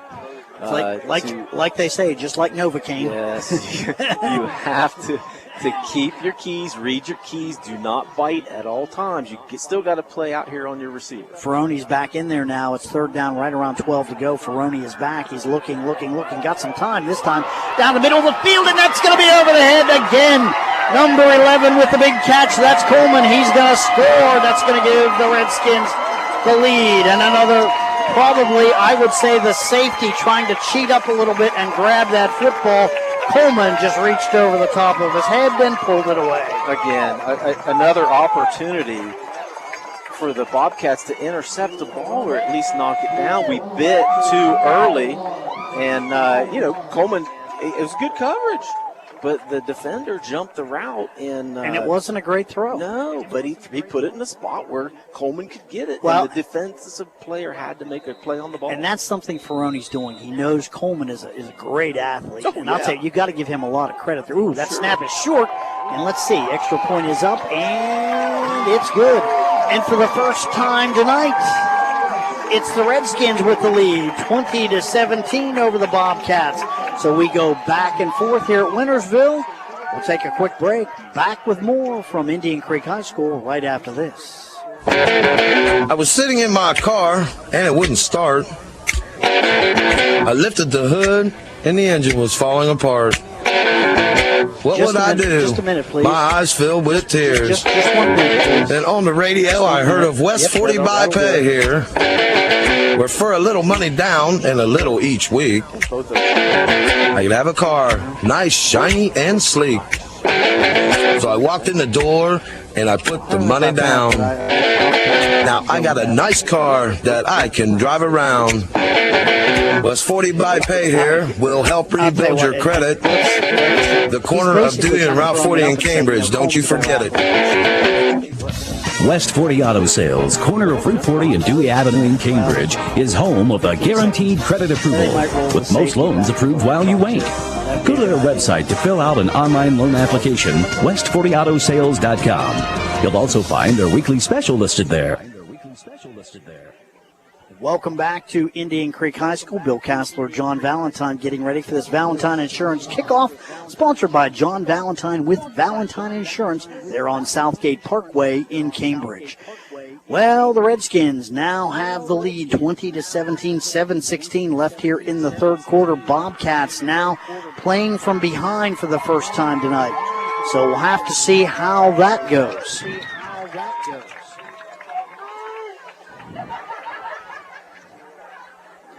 That looks like Coleman down there on the sidelines. I think he's having some cramp problems. Oh, sure. My goodness. He just ran clear down the field on that touchdown reception. And it's really humid out tonight, so yeah. He needs a little break. Gross with the kickoff now, and it's another line drive kick. Caden Whaley feeling it on the 22, the 30. He's got it out to right around the 35-yard line, 1st and 10 Bobcats. Well, as we said, a big defensive series by the Bobcats was needed, and exactly the opposite happened. So, just as that defensive series was important, how important is this offensive series? Well, we talked about it here on the during the break, and I'll tell you something. The Bobcat defensive backs have had a chance for it, but let's give the Redskins some credit. Ferroni throwing it up to Coleman, one of the best athletes on the team, and he's both times been able to beat the Bobcat defensive back. So, credit to the Redskins. That's some smart football. Caden Moore with it now, back, looking out. He's got Mobilini, the 30, the 35, the 40, and he's going to be brought down right around the 41-yard line. That's a nice gain on first down for Mobilini. Bobcats continue to have success chipping away here at the Indian Creek defense. Yeah, again, that nice safety valve there for Caden has certainly been beneficial when the coverage is tight down the field. Well, I think he and Bartlett are definitely the two top receivers so far, no doubt about it, for the Cats. Trips right, twins left.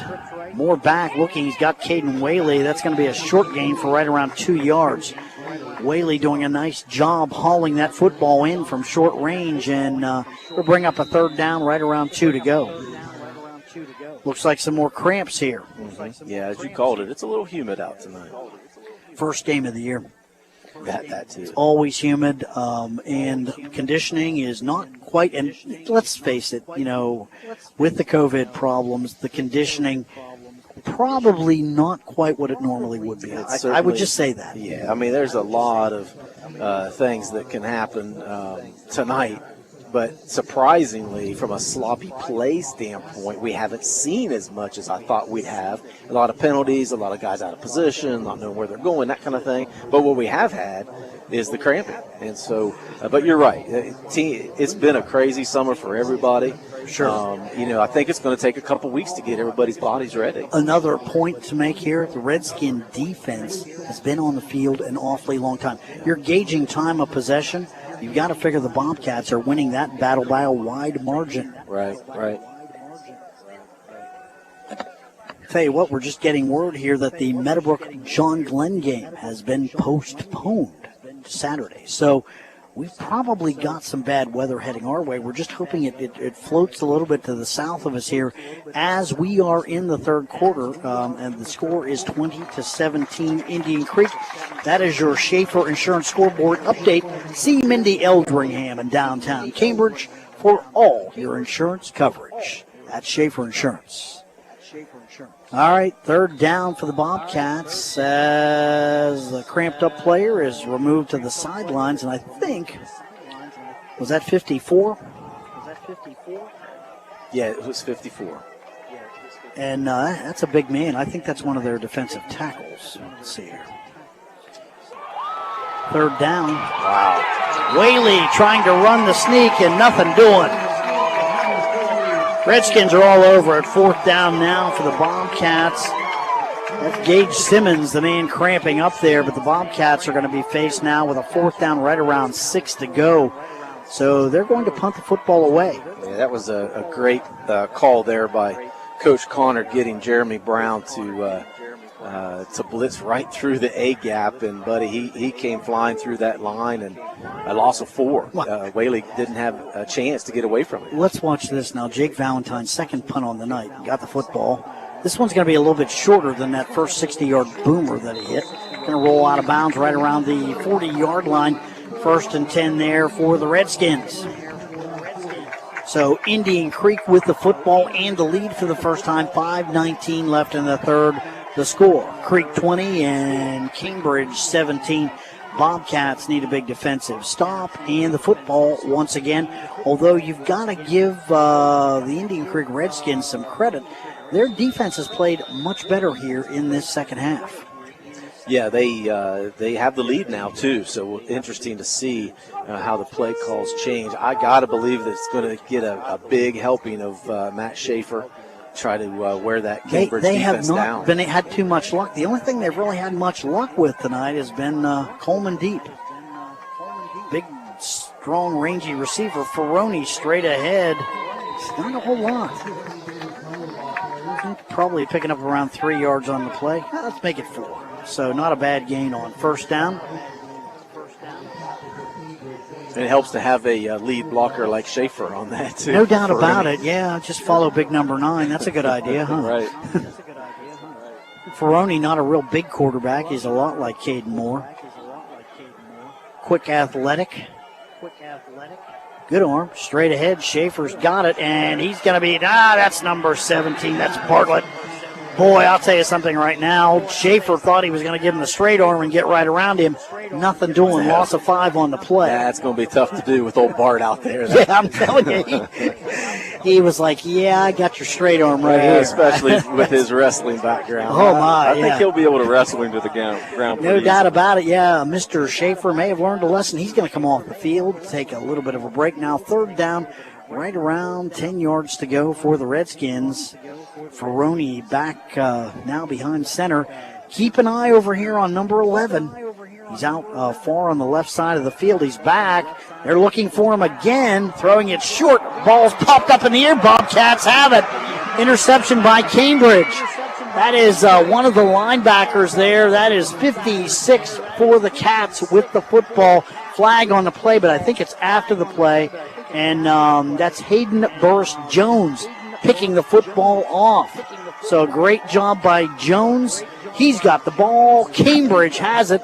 Let's see what the laundry's all about. One of the Redskins is down on right around the 48-yard line. Yeah, wonder if it was a crackback. No, it didn't have anything to do with the play. Is that Coleman? We actually have a hold after the interception. It's on the Cats. But it'll be a change of possession. Interception's good. Be Cambridge ball. Now, again, you see the defender jump the route again. We're being really aggressive on defense. This time it worked to our advantage. It did. He jumped the route and tipped it enough to be able to get the ball up, and kudos to HBJ to be able to sneak over there and get his interception. Jonathan Justy was the player who was shaken up. He walks to the sideline, so probably see him again tonight. Maybe another cramping issue. Bobcats come out with another opportunity. And the football, third quarter winding down, 3:57 left. Indian Creek with a 20-17 lead. That is our Schaefer Insurance update. See Mindy Elderingham in downtown Cambridge for all your insurance needs. The snap, Caden Moore has it. He's back. He's looking. Got a man out there. Let's see. Knocked down. Did Creek come up with that? No. Ball hit the ground. I'll tell you what, the official right on the spot, and he is saying no dice. A good heads-up play there by the defender. Cam Frank thought he had one. Yeah, he made a good adjustment on the tip ball, but ball did hit the ground right before he got to it. Good defense that time by the Redskins, and like I said, they are starting to shut down some of the things the Bobcats were doing so successfully in the first half. Yeah, I think Cambridge has to be able to establish that line of scrimmage again. Again, I think that's where the game's going to be won and lost, and right now, we're not trying to put the ball up the middle. Mobilini in the gun, and he's going to get the football, the 45, and he's going to take it out right around midfield. See, that's what we need more of. We need to be able to get this offensive line to get a push and oppose their will against Indian Creek and move the ball down the field. Gain of about 4. It's going to be 3rd down and 6 now for the Bobcats. Big 3rd down here. Cats need a conversion to keep in this football game. 3:46 left in the third quarter. Yeah, you're going to see a lot of this this year with the COVID restrictions. Officials are not allowed to touch the ball in between plays and spot the ball. So the center is supposed to be spotting the ball. So you see they just moved the ball up 2 yards to the correct line of scrimmage. Snap. Moore's back. He did right in the lane. That time he looked a little bit more like a sophomore, as that was number 44 in there for that was Jonathan Justo. And I'll tell you something right now. That time he didn't see the defender. Well, and he read. He had his eyes on his receiver way too long. He's got to be able to look that off. And I don't know if the receiver really was open. If he was, it would have had to have been over his head. So, Caden, not a real good read on that play. That's the first time tonight I've seen that. Yeah. Jake Valentine in, 4th down now and 7 to go. Bobcats now starting to have some trouble generating offense as the Redskins have done a better job here. You have a timeout on the field. Yeah, Bobcats are going to take a timeout, which is a good timeout. They were a man short on the coverage team. So 3:41 left in the third, 20-17 Indian Creek, and much of that is courtesy of Sam Coleman. Yeah, a lot of it's courtesy of Sam Coleman. He's having a heck of a game, that's for sure. So the Redskins will get another possession here, another chance to handle the football. And, credit Indian Creek for making some plays here defensively too, but the Bobcats have had the ball the last 2 possessions in really good field position. Haven't been able to do much with it. We haven't moved the ball. So, no, not at all. Again, adjustments being made. Indian Creek starting to build some confidence, and they're playing with the lead now. So the pressure's on the white team here to be able to make some plays. No doubt about it. Back deep to receive. That's Eli Powell, one of the men. Ferroni, the other. Snap bobbled, and a short punt by Valentine. Although he gets a nice roll, it's going to roll into the end zone just barely, but it gets in there. That'll bring the ball out to the, I believe it's the 20-yard line now. Correct. Okay. With the touchback. changed the rules so much, it's hard to say sometimes.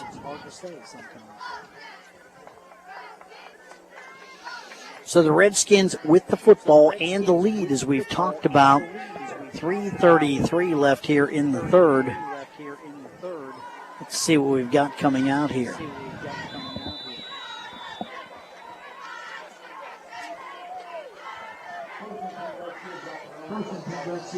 Powell in at quarterback. That is Powell, number 6. So change at quarterback here.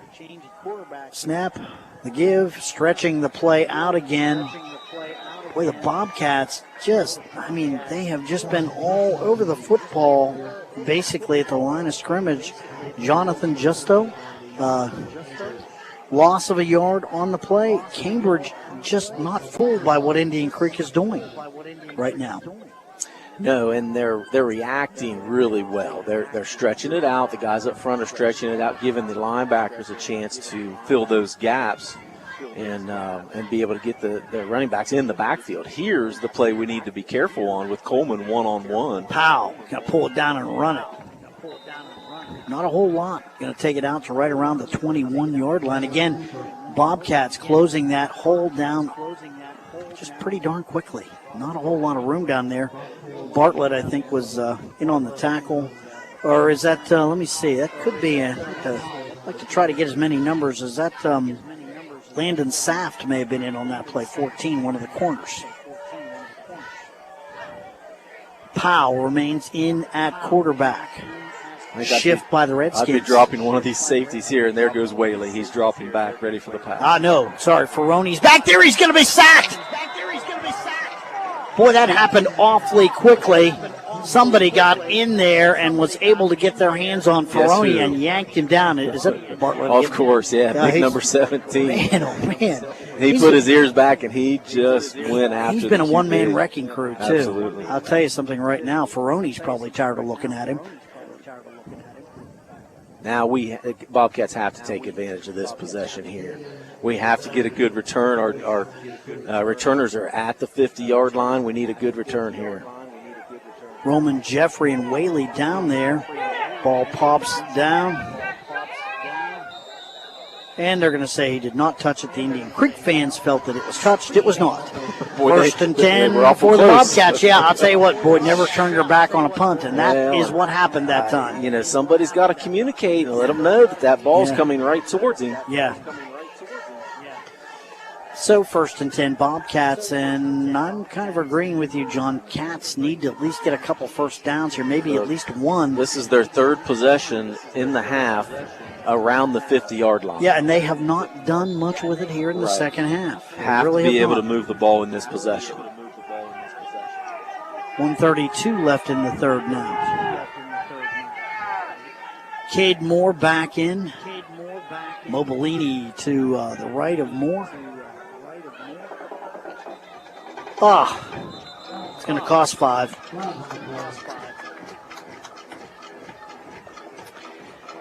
That hurts a little bit. Caden Kenworthy, the other back in there in the backfield.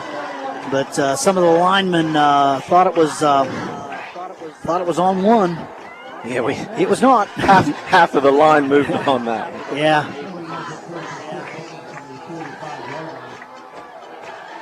Snap, Moore's got it.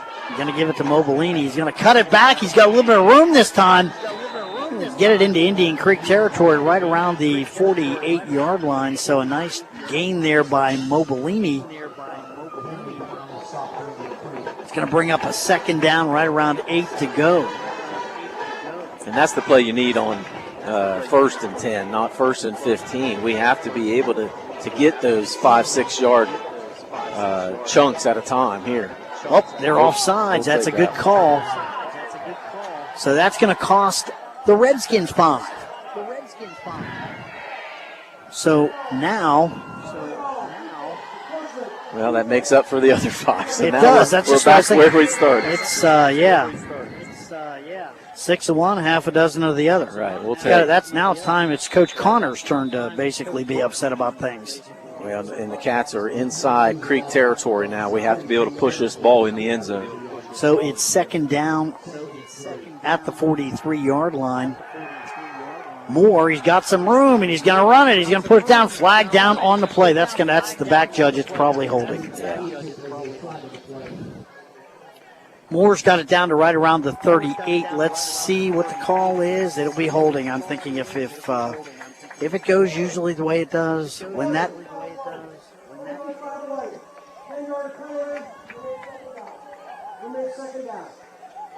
Yeah. Again, they can see a little better than we can from this angle, but it looked like the lineman had pushed him out and made a nice hole there for Cade to step up in, but must have had a little hole with the jersey. You're getting Brock Valentine that time. All right. Boy, that hurts. So second down now.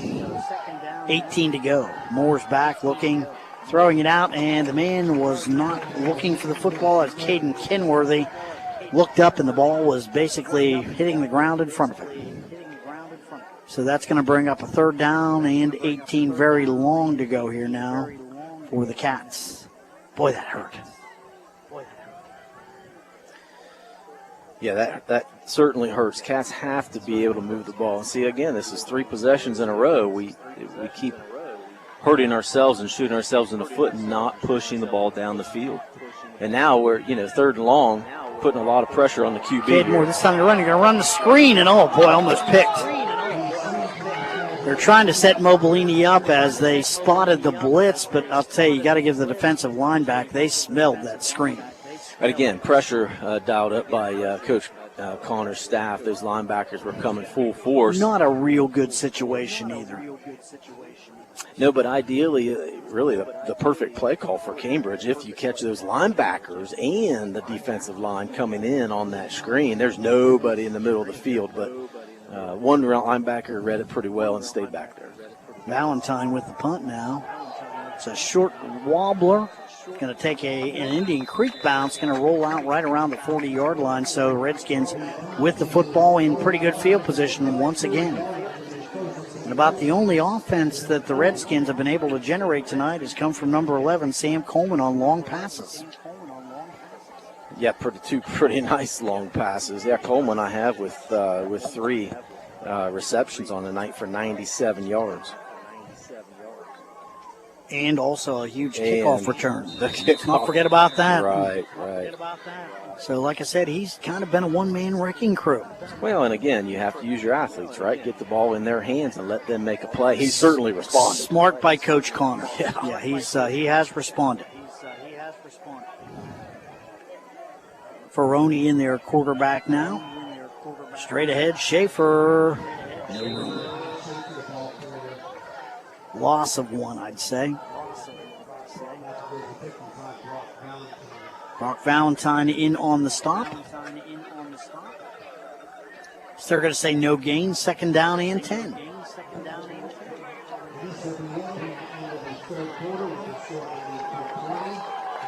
And that is going to do it. The end of the third quarter of play as we run out of time after 3 quarters. The score after 3, it's Indian Creek 20, Cambridge 17. We'll take a break. Back with more right after this. Time now for the WILE scoreboard, brought to you by Stop 9 Church of Christ, to remind you the world's greatest victory was won by Jesus, and he won it for you. Learn more by calling 685-2591. It's the ABC High School Football Scoreboard. I'm Bill Arnett. It is 2020, so what would you expect for the first Friday night of high school football? How about severe thunderstorms moving across the area, canceling some games, postponing others? There are still some games underway, however. Cambridge leading Indian Creek 15-13, that game in the 4th quarter at Indian Creek, and Caldwell at home leading Eastern 26-20. Those are the only 2 games still underway at this point. Shenandoah over Belpre 34-0, that game in a delay. Miller leading Rosecrans 20-0. That's a halftime score and then a lightning delay. The Zanesville Blue Devils and Licking Heights Hornets 17-15. Licking Heights late in the second before the lightning came. They're going to try to finish that game. We should hear something definitive very, very soon.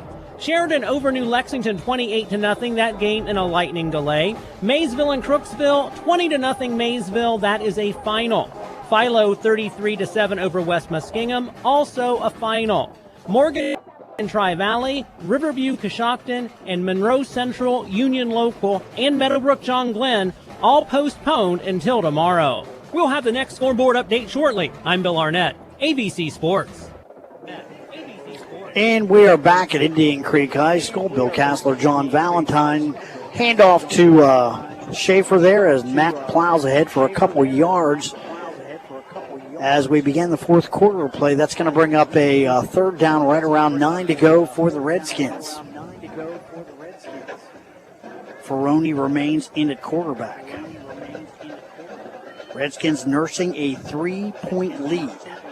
Ball's bobbled. Ferroni's down looking for it. Some pressure. Ball's picked by the Bobcats as it's tipped up in the air. Down the sidelines. One of the defensive backs has it for Cambridge. He's going to have it very deep in Indian Creek territory. That ball tipped off the hands of Coleman that time. Not sure who got it for Cambridge, but it's a big pick as Roman Jeffrey, the man on the spot right where he needed to be, right behind Coleman, as that ball overthrown by Ferroni. Yeah, not the best throw by Ferroni, but give credit to the defense there to be able to know that Ferroni's going to his man, right? Yeah. Be able to sit back and wait and play that tip ball. And Coleman, smart enough to reach up, and he tried to grab that ball. He's been successful a couple times tonight doing that. This time couldn't control it. Ball slips out of his hand, and Bobcats in great shape here on the Indian Creek 16. Moore's back. It's quarterback draw. He's going to run at the 15 down the field. He keeps going. Boy, he's tough. I told you, boy, he doesn't mess around. He will not shy from contact. Down to the 13-yard line. So that's going to be a gain of right around 5 on first down now. The Bobcats trying to move that football. I'll tell you what, penalties have hurt Cambridge tonight. Got to be careful here. Yeah, we have to come away with 6 here, that's for sure. No doubt about it. Put the pressure back on Indian Creek. Snap. Moore. Snap throw down the middle of the field. That was almost like a jump pass there. That was number 11, Owen Feldner, the intended target, and it goes over his head, incomplete. So that'll stop the clock. 10:24 left in the fourth. 2017 Indian Creek as the Bobcats have it now. Third and 6 right around the Indian Creek 14-yard line. And a 5th straight incompletion by Moore. We got to get him back on track. Tell you what, it's pretty tough right now. They've made some good adjustments here as to what Cambridge is doing. Caden Moore having a little bit tougher time here in the second half. He's back now, setting up. Got a man out there this time, and that is a completion. It's down to the 5-yard line. That is number 3, Caden Whaley with the catch, and there's one of your seniors with a big catch and a big play. First down, Bobcats, no laundry on the field. Right, and that's what we've been waiting for. A nice crossing route to be able to get Whaley in space. Again, not a difficult throw for Moore, but something we can get him back on track. Shotgun formation again. Now Mobilini right beside Moore. Straight ahead. Oh, that ball's bobbled, and he's going to lose about 5 yards. That snap was a little bit low that time. Hasn't been a problem tonight. That time it bites the Bobcats. Yeah, you can see progressively as these last several drives, that ball has been getting lower and lower, and Caden's been working harder and harder to try to secure it. That time it finally got him. So that's a loss of right around 5 yards on the play. It's going to be second down and goal from the 11. Snap. Got a man out there wide open, blown coverage. Nobody is home. 33. Caden Kenworthy walks in. Bobcats have 6. That's a great play call there to be able to get Kenworthy sliding out into the flat. Nobody picked him up. And that was a blown coverage, no doubt about it, as this time the Creek defense, they fall a little bit short this time. Yeah, they were playing run there for sure. So, Bobcats now with a 23-20 lead. This extra point pretty big right here. Philippus now, the snap is down, it's up, and it is. Yep, good snap. Count it, time. 24-20. So, the Bobcats have a 4-point lead. We'll take a quick break. Back with more from Indian Creek High School right after this. The Winterset Kitchen, past the entrance to Saltfork State Park on Route 22, offers Amish-style cooking with delicious homemade desserts. Open Monday through When Saturday. it's game night, let Papa John's Pizza on Southgate Parkway feed your team after the game. Hey, this is Shannon. You can create your pizza with all your favorite toppings or pick one of our specialty pizzas like the Super Hawaiian, the Philly Cheesesteak, the Works, or the Fiery Buffalo Chicken. Don't forget we also have chicken poppers, wings, breadsticks, and cheese sticks too. Call 740-439-PAPA. That's 439-7272 or order from your phone at papajohns.com. What's one of your favorite memories? Welcome back to Indian Creek High School, getting ready for Valentine Insurance kickoff, sponsored by John Valentine with Valentine Insurance on Southgate Parkway in Cambridge. Bobcats with a big 6. They take a 24-20 lead on the Indian Creek Redskins. 9:29 left in the football game now as Creek gets ready to receive the football. Just got a text from CHS baseball coach Jamal Lowry, loving that play call. Oh, squib kick, and it's going to stay in bounds. Somebody's got to get on that football. Finally diving on it there. That is number 1, Cam Frank, for the Redskins. They've got the ball, not great field position. That's going to be out right around the 25-yard line. Yeah, big defensive possession here as the rain's starting to pick up a little bit. I'll tell you what. I hesitate to say this. Let's keep an eye on number 11. He's burned us a number of times tonight. Well, and again, they're trying to lull you to sleep with giving it to Schaefer, so much that at some point they're going to launch it deep again. We have to play good, disciplined defense. All right. Ferroni, the quarterback. Running back there beside him. That's 24, Jeremy Brown. Haven't heard much out of him tonight. Snap, the fake, straight ahead. Ferroni's got it, and man, stood up, just maybe got a yard. Not much there. Yeah, good read there by Blake Brumfield, be able to step up and clog that hole. Bobcats it's almost like they're picking up where they left off last year, John. Yeah. Defense has just really been tough. There's a pretty good reason for that. Most of these guys, were part of that defense last year, so that really helps. First Bobcat of the night. And we've had a couple of the Redskins down cramping a little bit. First Bobcat with a cramp. Can't tell who that is. Looks like a bigger body, though. We certainly, we actually have 2 guys down now cramping. I'll tell you something. It's cool because the first game of the year, this has been a good football game. Yeah, it has. It's been a good football game. It's been back and forth. Pretty evenly matched teams.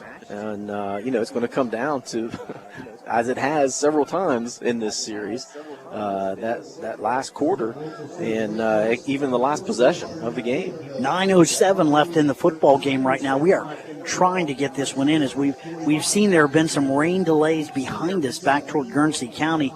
A couple of games. We already know that the John Glenn Meadowbrook game has been postponed and will be played tomorrow. I believe the Buckeye Trail game, same problem there with the Warriors. They've had to postpone their game, and they're going to try to play tomorrow. Yeah, and actually in this area where we're at on the eastern side of the state, they actually had a couple games postponed before kickoff. They announced it a couple hours before kickoff. But weather seems calm now. We're just kind of hoping that whatever has moved through moves to the south of us. That player that was down was number 51, Case Wilson's, a big part of this Cambridge team, offensively and defensively.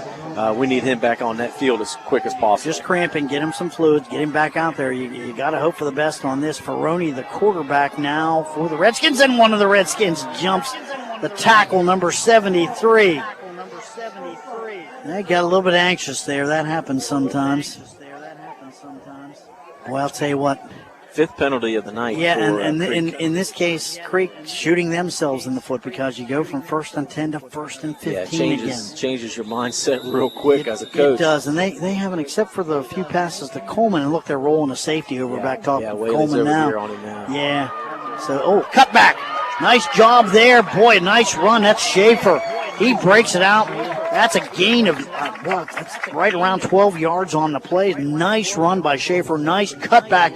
Found a seam that time. 3rd down now, and probably, or is it 4th down? Should be, no, it shouldn't be fourth. It should be third. Third, it is third.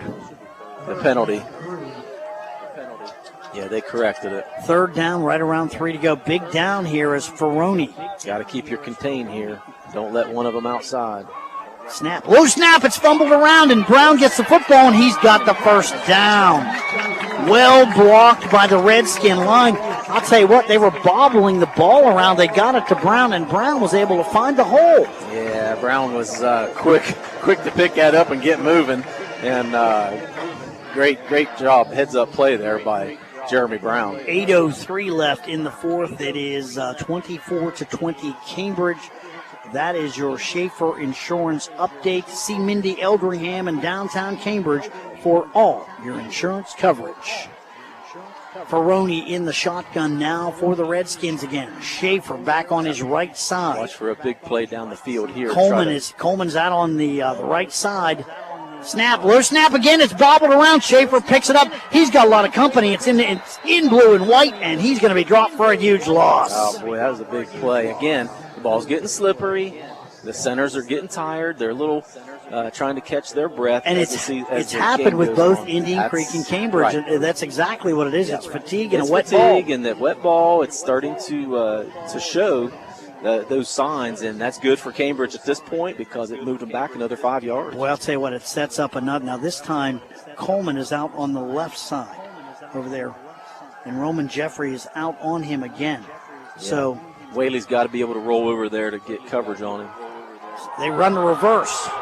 Oh, Izzari's got a crease, and man, somebody grabbed a hold of him. It was Whaley. Huge gain for the Redskins, and that time they run the old scissors play. Worked pretty well. Worked real well. Yeah, that was a huge pickup there. And again, the defense, assuming that they're going to put the ball up in the air, was a little lackadaisical to come up and stop the run. So he got a little crease there. Yeah, Izzari, nice run. He's quick. So there, a little bit of something working for the Redskins. Now they have the ball in Bobcat territory, the 48-yard line, 1st and 10.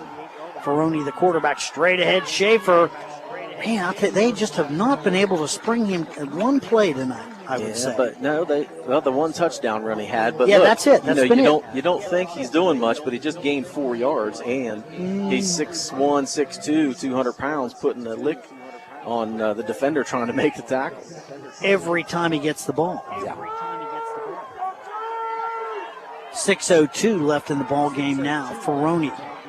And I'll tell you what, the Redskins have not really driven the football tonight. Good time for one of those bobbled snaps again. Yeah, Ferroni straight ahead. No, that's Izzari, and he doesn't.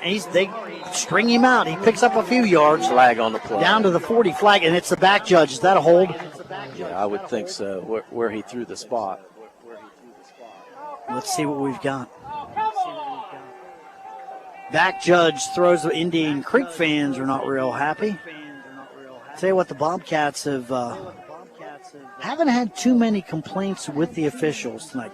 There was a couple interference calls. Like there was a spot you didn't like, but it's been a fairly evenly called game. And this time holding, and it is the Redskins who are moved way, way back. Yeah, now this is a time where the Bobcats have to make a play. 2nd and, what are we at, 20, 22? This is a huge play for the Bobcats. It's bark time. Yes, absolutely. That's what Coach Leak is saying. There's some movement. Izzari moves. It's going to be 5. It's going to cost them 5 more. Boy.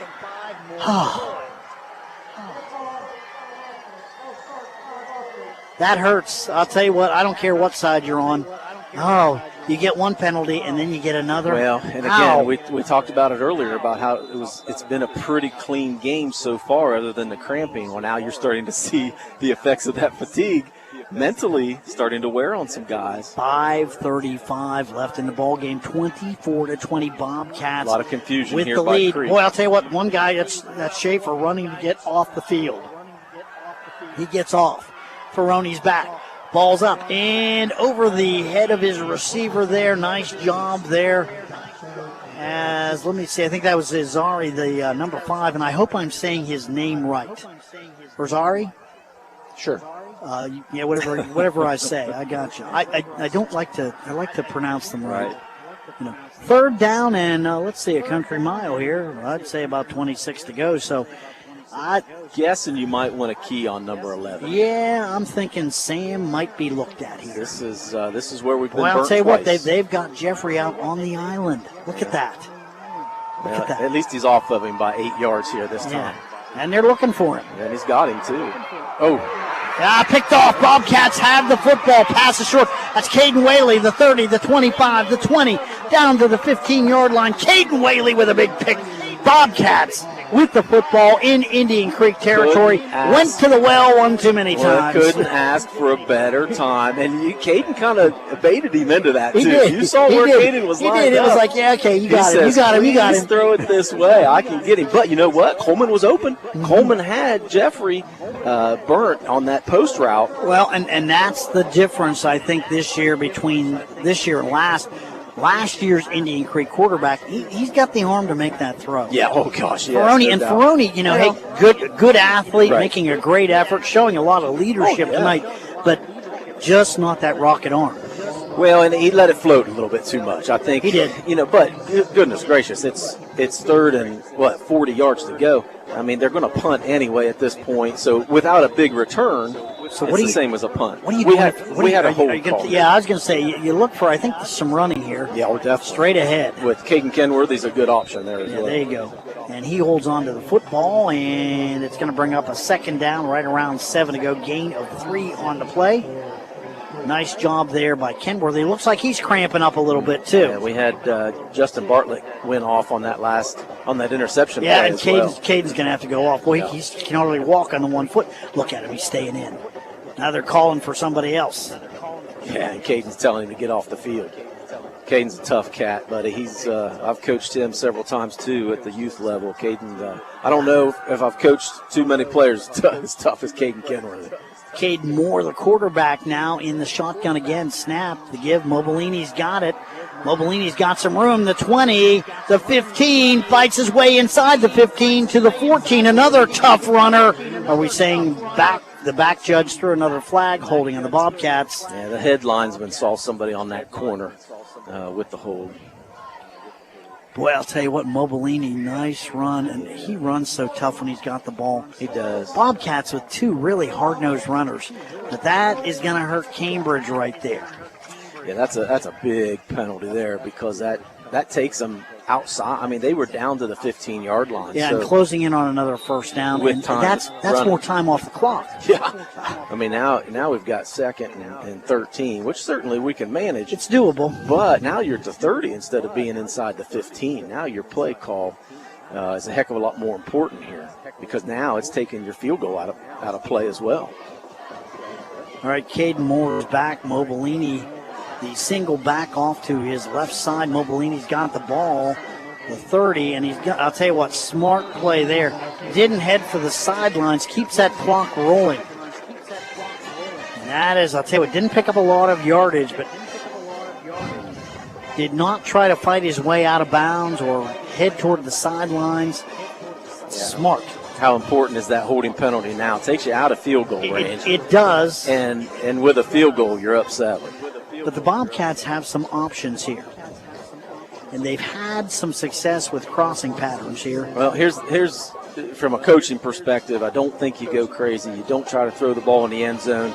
At worst case scenario, you get 5-6 yards. Give your kicker an opportunity because Philippines can kick from there. However, you also don't want to give Indian Creek more. They're going to talk about it. I'll tell you something, kind of like maybe the role with Caden Moore. Yeah. Give him the run-pass option. Yeah. That's something else you can think about, too. You don't want to get too nervous and try to bite off more than you can chew here. Get your 4, 5, 6 yards. Make it 4th and manageable, so at least it gives you a chance if you want to go for it. Instead of 4th and an incompletion here, 4th and 13, make it 4th and 7, 4th and 8.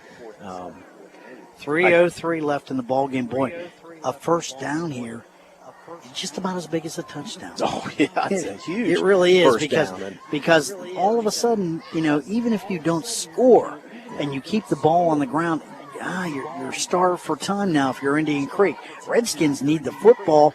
Bobcats doing everything in their power to keep it away from them. Yeah, and a huge offensive series here because other than, the two big plays that Coleman had offensively, Indian Creek's not a quick strike offense. They've had one pretty good drive, and it really didn't result in anything. It kind of stalled out, but they've been able to move the football a little bit more here in the second half. You can see they're just kind of getting their feet under them with their offense. We need to have this offensive line do some pushing right here. Those linebackers are aggressive. They're coming. Low snap. Moore's got it. He's rolling. Just what I wanted. He's got a man. No, misread there. He was looking for Whaley and went way over his head. So just threw it away. He didn't not have the worst thing. No, he didn't have an open receiver, but that's what I'm talking about here. Now you're 4th and 13. You can't kick a field goal now, so you have to go for it. And when you don't make it, now you're giving them the ball at the 30 instead of picking up 5, 6, 7 yards, even on a run, and giving them the ball at the 25. So, I thought he might pull it down and run. He had some room. Yeah, and it might have been a good decision, but it's you can't fault him for trying to make a play. But he definitely was trying to throw the ball away. Smarter than trying to force the darn ball in and get a pick. Moore back in the shotgun again. Mobilini on his left side. Again, low snap. Back, pressure. He steps up. Nice job. They got it. So that's going to turn it over right around the 32-yard line. 1st and 10 for the Redskins. The question is now 2:52 left. Haven't got much time. You haven't really driven the ball well all game. The offense has kind of been stalled.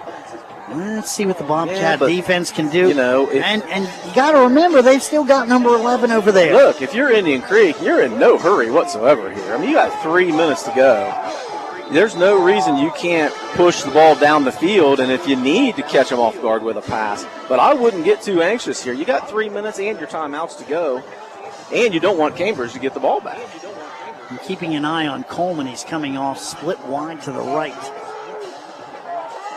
Twins out to the left side as well. Ferroni, the quarterback, long count. He's back.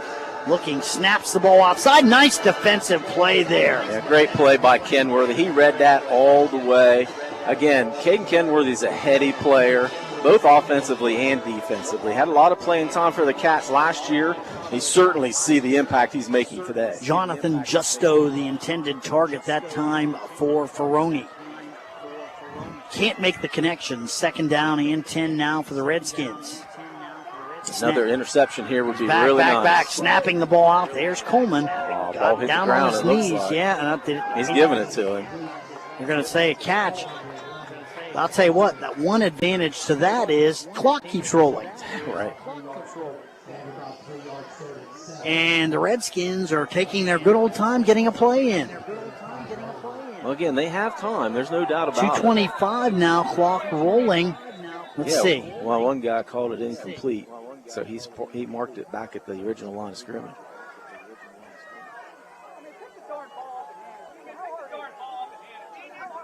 They're not allowed to, guys.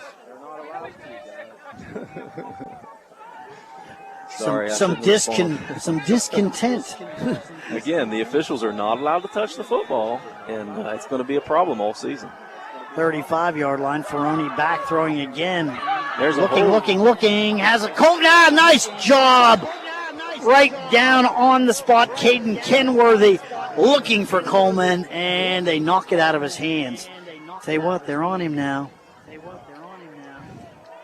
Well, 2:13 left here in the ball game. It's 4th down. I don't think you have any choice. Well, you're going for this. You have to. Well, you're not going for a TD. You're going for a first down. Right? Absolutely. You're going for it, though. Play for that 10-yard play. Snap. Ferroni's back. He's looking. Got some pressure now. He's still looking. He's guys closing in. He's looking for a man. He's got a man wide open. That's Schaefer on the sidelines. He's got enough for a first down. Boy, I'll tell you what, the senior that time, I'll tell you right now, Matt Schaefer found the open spot, sat down, his quarterback found him. 1st and 10 at the 50. 2:05 left in the ball game. Bobcats lead 24-20. Big first down that time for Creek. The snap, Ferroni's back. He's looking, gunning the ball to the sidelines. Coleman is out of bounds. They're going to say catch.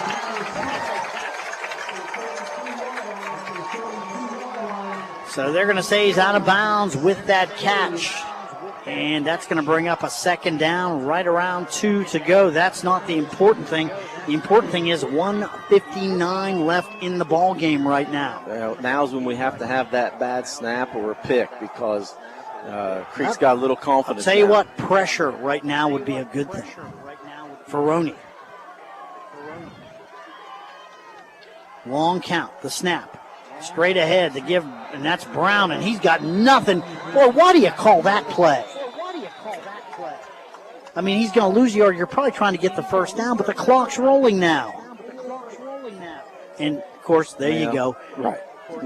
Coach showing me how to play the game. I've got a timeout. I'll use it. I was going to tell you, Coach knows what he's doing. He's got plenty of timeouts left. But you figured it out on your own. Well, I'm a little bit short on the uptake sometimes. That's why they never let me coach. All right, Bobcats leading 24-21, 54 left in the ball game. Indian Creek with the football now. And the Redskins have it in Bobcat territory. They're on the 43-yard line. They have had trouble sustaining drives all game long, John Valentine. But they seem to have some confidence here, and they are moving the ball.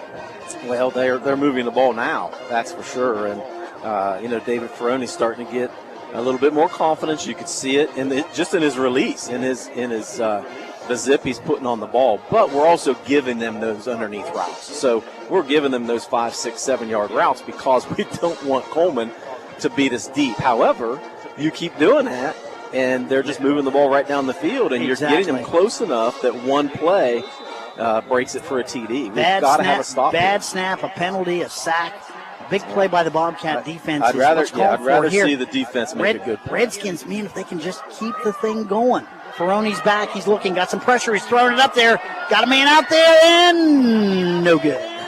That is just over the head of the wide receiver. I think that was Azari. Is that number 5? Yeah, that's Azari, I think. Number 5, the intended target, and he's not Coleman. Let's just put it that way. Not quite. No, but he definitely had the defender beat. A little bit better touch on that throw. Maybe a little quicker throw, I should say. Ferroni gets rid of that a little sooner, and he might have it. Ferroni's back. He's looking again. Bartlett's after him. Can't find anything. Now he's going to lob the ball down the field. That'll be a flag. Oh, he caught the ball. It's a catch by Schaefer on the 20-yard line. 1:41 left, and I'll tell you what, here come the Redskins. No quit in them.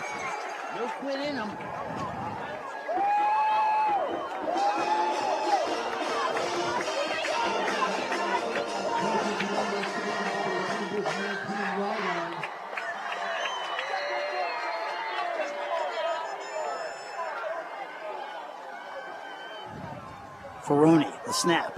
He's going to run it straight ahead. He's got nothing. Brought down right on the 19-yard line, right at the line.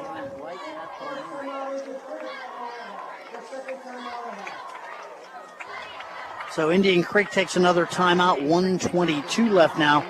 Creek's within striking distance.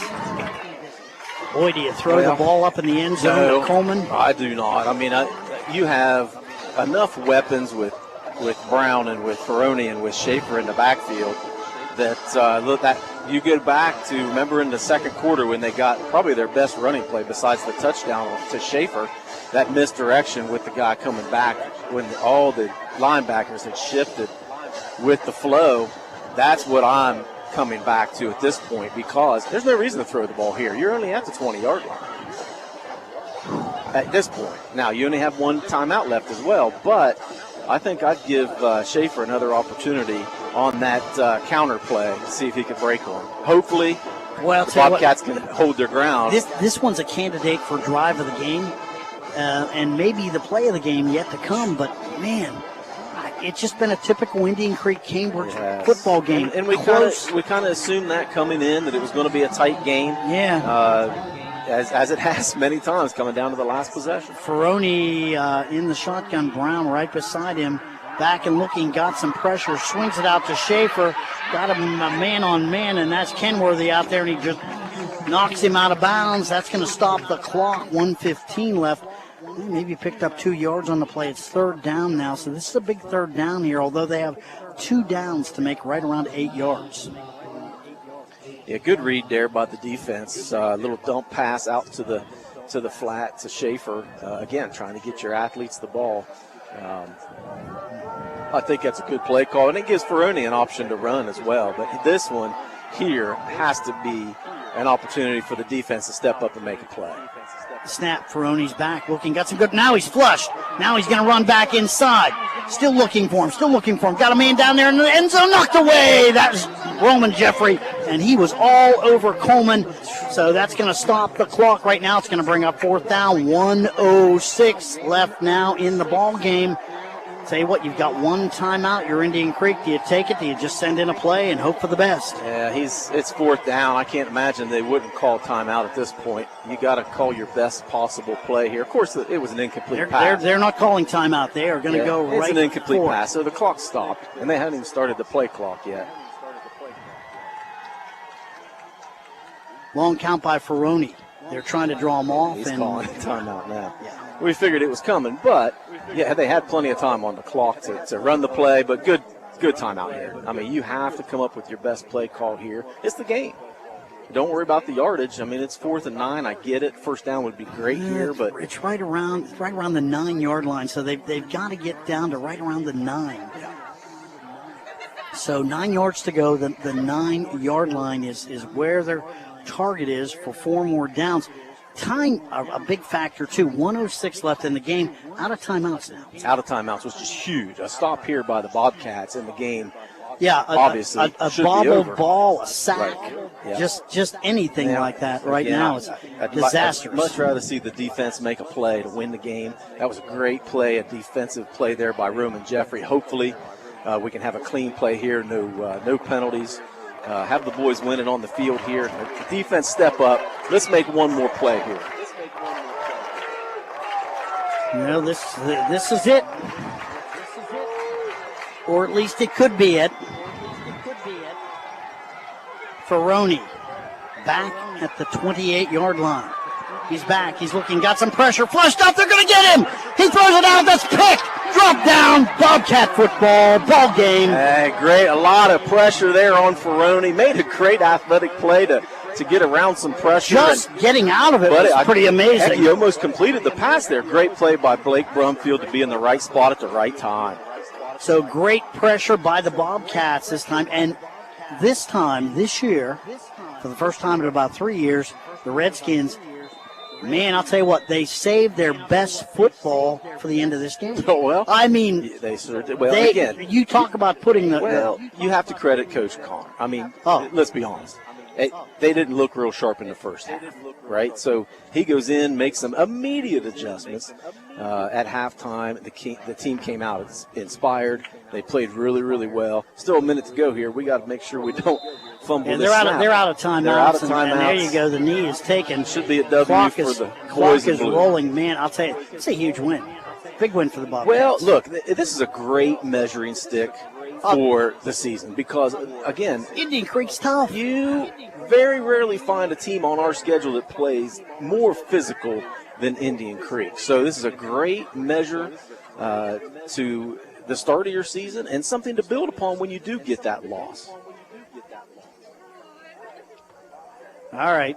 Bobcats now waiting for the clock to roll down a little bit. I think they've got one more snap, and it'll be ball game. Oh, yeah, we're inside of 20 seconds. Snap the ball here, game's over. Let's get out of here with a W. And down. See, again, things getting a little chippy. It gets like that with this. Yeah, they are, and that was Simmons. Yeah. Not too happy with the loss. Hey, brother, we'll take it. Big win for the boys in blue. Yeah, big. Hey, first win for Coach Ray Leak as a Bobcat. Yeah. He's got to feel pretty good about this tonight. I'll tell you right now, we've got to talk about our play of the game. We've got to talk about our drive of the game. We've got to tabulate some final statistics here real quickly here. But the final score, the big thing is, it's the Cambridge Bobcats 24, the Indian Creek Redskins 20. Big win for the Bobcats. We'll take a break. We'll be back quickly with that wrap-up right after this.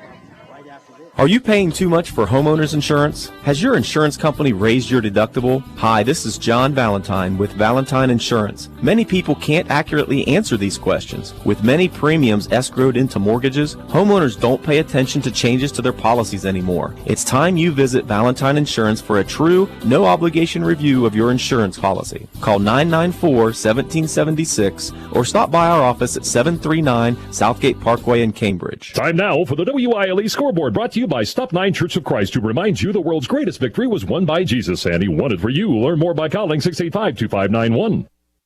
It's the ABC High School Football Scoreboard. I'm Bill Arnett. Despite the severe weather, we do have some football still underway in East Central Ohio. Perhaps it's because of the severe weather and some weather-related delays. The Cambridge Bobcats leading Indian Creek 24-20. That is a fourth quarter score.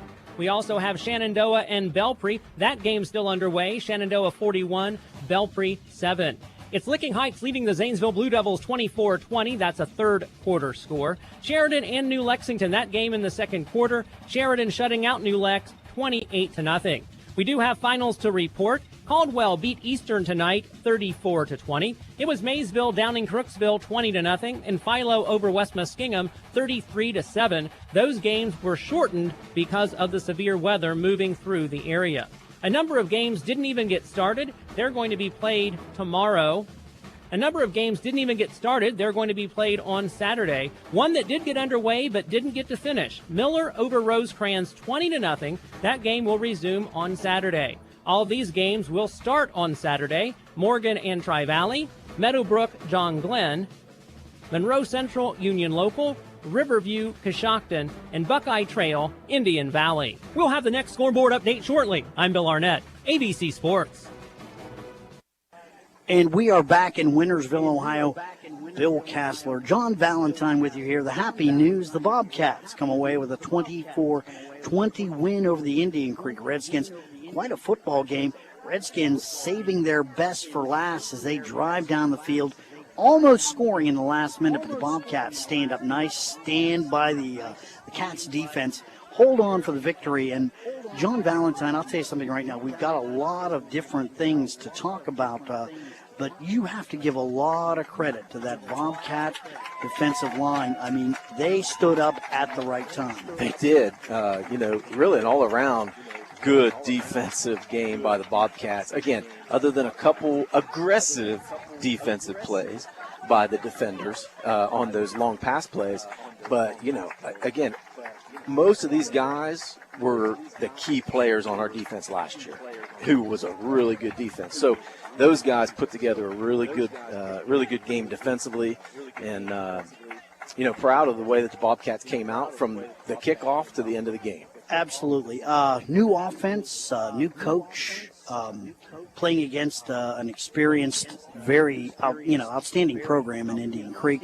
Cambridge comes away with a win. This is a big win for Coach Leak and his first game as the head coach. Yeah, as I said before, it just a win against Indian Creek, number one, is nice. Number two, it's Coach Leak's first win as a Bobcat, and it's first game of the season. But number three, as far as playoffs go, everybody makes the playoffs this year. However, there's not a computer rating system.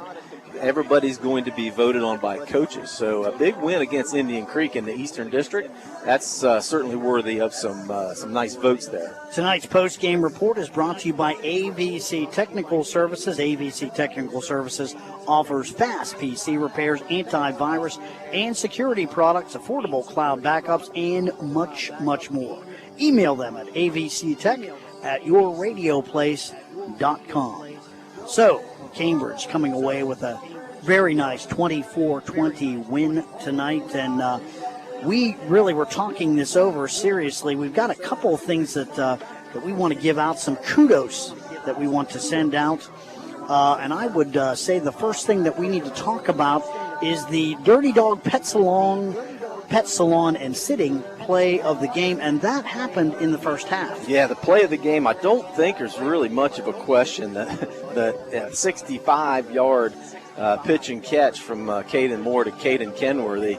Caden Moore showed a little bit of poise, a little dump screen, and Caden Kenworthy turned on the Jets down the sideline. That was the turning point in the game to be able to put the pressure on Indian Creek. Well, I'll tell you something right now, and Kenworthy, Caden Moore played a great game.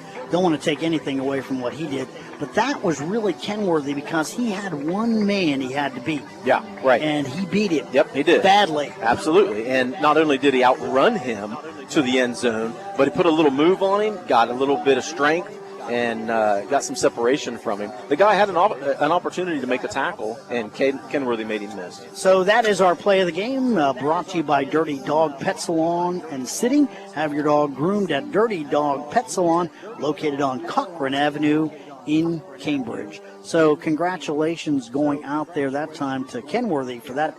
And that was the play of the game, very key game. Now, let's talk about our drive of the game, brought to you by AVC Technical Services.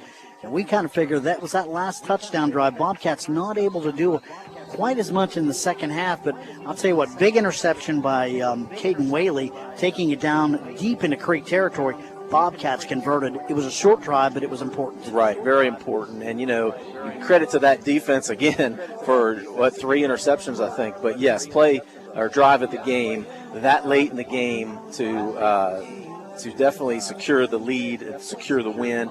I think you have to give that drive the win, the drive of the game, no doubt about it. The AVC Technical Services drive of the game did help seal the win for the Cambridge Bobcats. So, all that taken care of, we've got a few more pieces of business to take care of as well. We are still adding up our final statistics, and we're getting close to that. John's got those for us. And we're going to award our Power Lineman of the Game Award and our Player of the Game Award, brought to you by Crino's Pizza of Cambridge. They'll receive a large 1-item pizza and 2-liter of pop. Call Crino's of Cambridge in the Dewey Avenue Center, 740-432-2200 for pickup or delivery. Great post-game suggestion right there. So we'll take a quick break. Back with more from Indian Creek High School right after this. Final score once again, it is the Bobcats 24, Indian Creek 20. Back with more right after this. At Southeastern Med, safety is their top priority. They want you, their associates, and providers to feel secure when on site. That's why they are screening everyone's temperature every day when they arrive. It is why all associates and providers are wearing face coverings at all times, and it's why they're disinfecting everything, including break rooms after they eat a meal. They are excited to see everyone reopen, but are working hard to keep your safety their number one priority. Southeastern Med, your community hospital. They say that breakfast is the most important meal of the day. That's why at Francis Family Restaurant we start at 6 a.m. and serve our full menu all day, including our famous mimosa or Bloody Mary. Francis Family Restaurant is open for safe social distance dining. During these crazy times, we're offering breakfast, lunch, dinner, ice cream, and a full-service bar starting at 6 a.m. Francis Family Restaurant also offers carry-out and delivery. So call or stop in for a refreshing mimosa and a great breakfast. That's Francis Family Restaurant, 1038 Wheeling Avenue, or 439-3333 for carry-out or delivery. When everything is changing, you need a store that's a constant. A store that has the brands your family loves and the value that you need. A store where you can stock up, pick up, and drive up.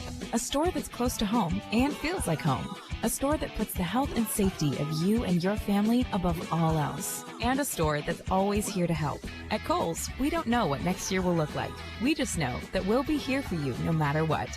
Kohl's, here today, here to stay. See store or Kohls.com for details. Liberty Mutual Insurance Company customizes your car insurance with Right Track, which rewards you for safe driving. As the world's most careful driver, that's perfect. Now applying 2 pounds of force for acceleration. You really turning in 0.3 miles and begin a deceleration. With Liberty Mutual's Right Track, you could earn up to 30% savings based on how you drive. Sign up at libertymutual.com/righttrack. Liberty, liberty, liberty, liberty. Discount on participating vehicles, base coverages only. Availability varies. Take a drive out U.S. Route 22 to the Winterset Kitchen for Amish-style cooking with daily specials and homemade desserts. Minutes past the Salt Fork entrance. That's the Winterset Kitchen. When everything is changing, you need a store that's a constant. A store that has the brands your family loves and the value that you need. A store where you can stock up, pick up, and drive up. A store that's close to home and feels like home. A store that puts the health and safety of you and your family above all else. And a store that's always here to help. At Kohl's, we don't know what next year will look like. We just know that we'll be here for you no matter what. Kohl's, here today, here to stay. See store or Kohls.com for details. Liberty. Liberty Mutual Insurance Company customizes your car insurance with Right Track, which rewards you for safe driving. As the world's most careful driver, that's perfect. Now applying 2 pounds of force for acceleration. You really turning in 0.3 miles and begin deceleration. With Liberty Mutual's Right Track, you could earn up to 30% savings based on how you drive. Sign up at libertymutual.com/righttrack. Liberty, liberty, liberty, liberty. Discount on participating vehicles, base coverages only. Availability varies.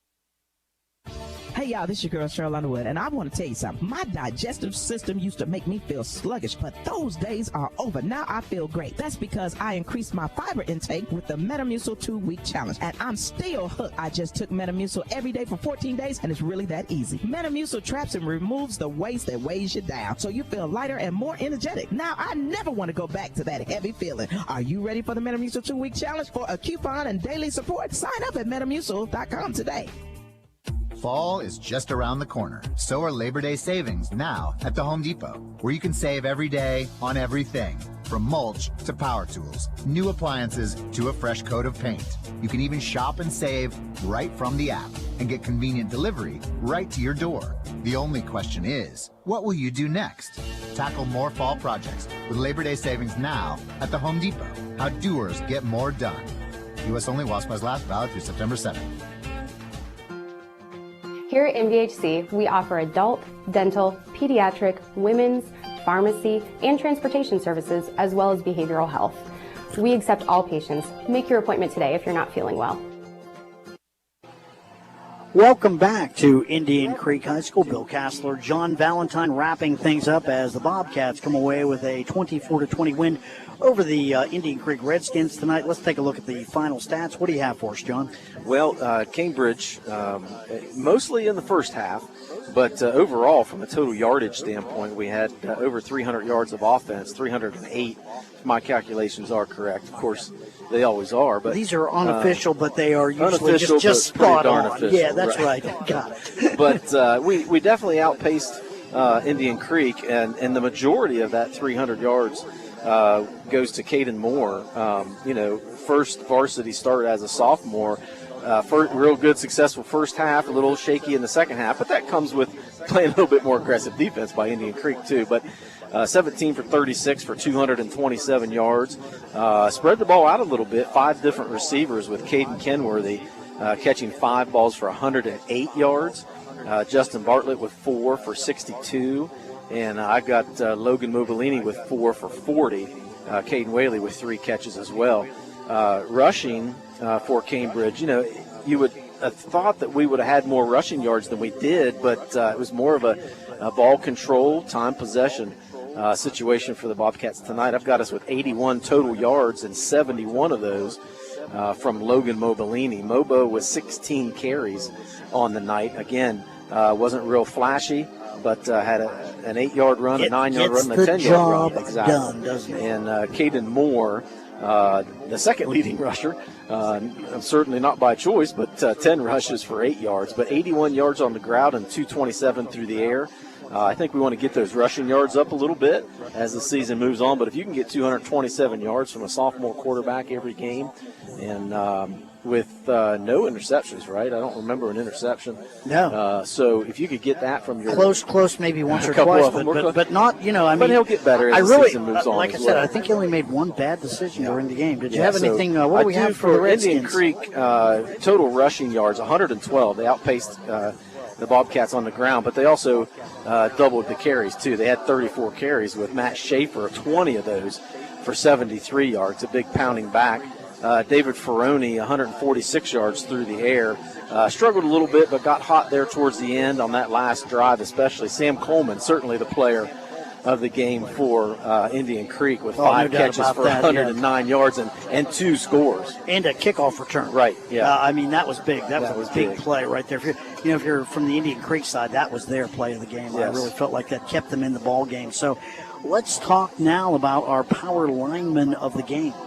Yeah, I think, talking about this a little bit, I think we have to go with the senior on defense, Justin Bartlett. We didn't call his name a ton on defense tonight, but a couple big sacks. 2 sacks and a pressure on And that some pressure. last play. And the reason why we didn't call his name a ton is because they were all over him, right? They know who the defensive guy was they needed to key on. So for him to make an impact like that defensively, I think is deserving of that award. So our power lineman of the game is number 17, Justin Bartlett, and he'll be receiving a T-shirt from Guernsey Muskingum Electric. Nice T-shirt, too. Yes. So you'll be getting that one to him, and I'm sure that he'll appreciate that. A lot of fun there. Now, we have one more bit of business to take care of.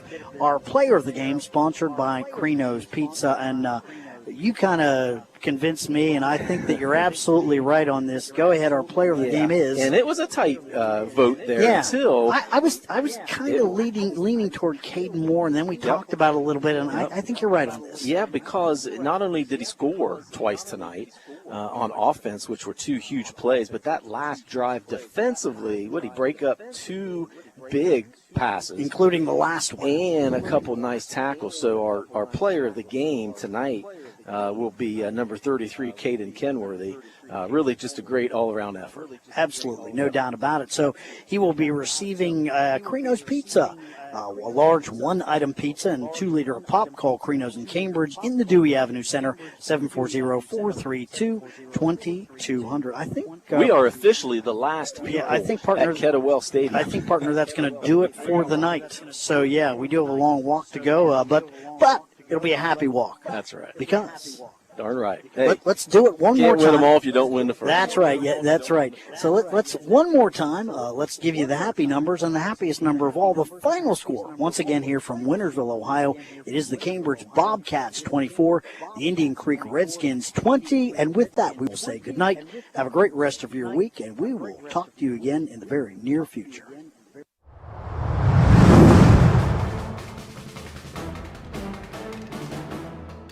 Cambridge High School Bobcat football.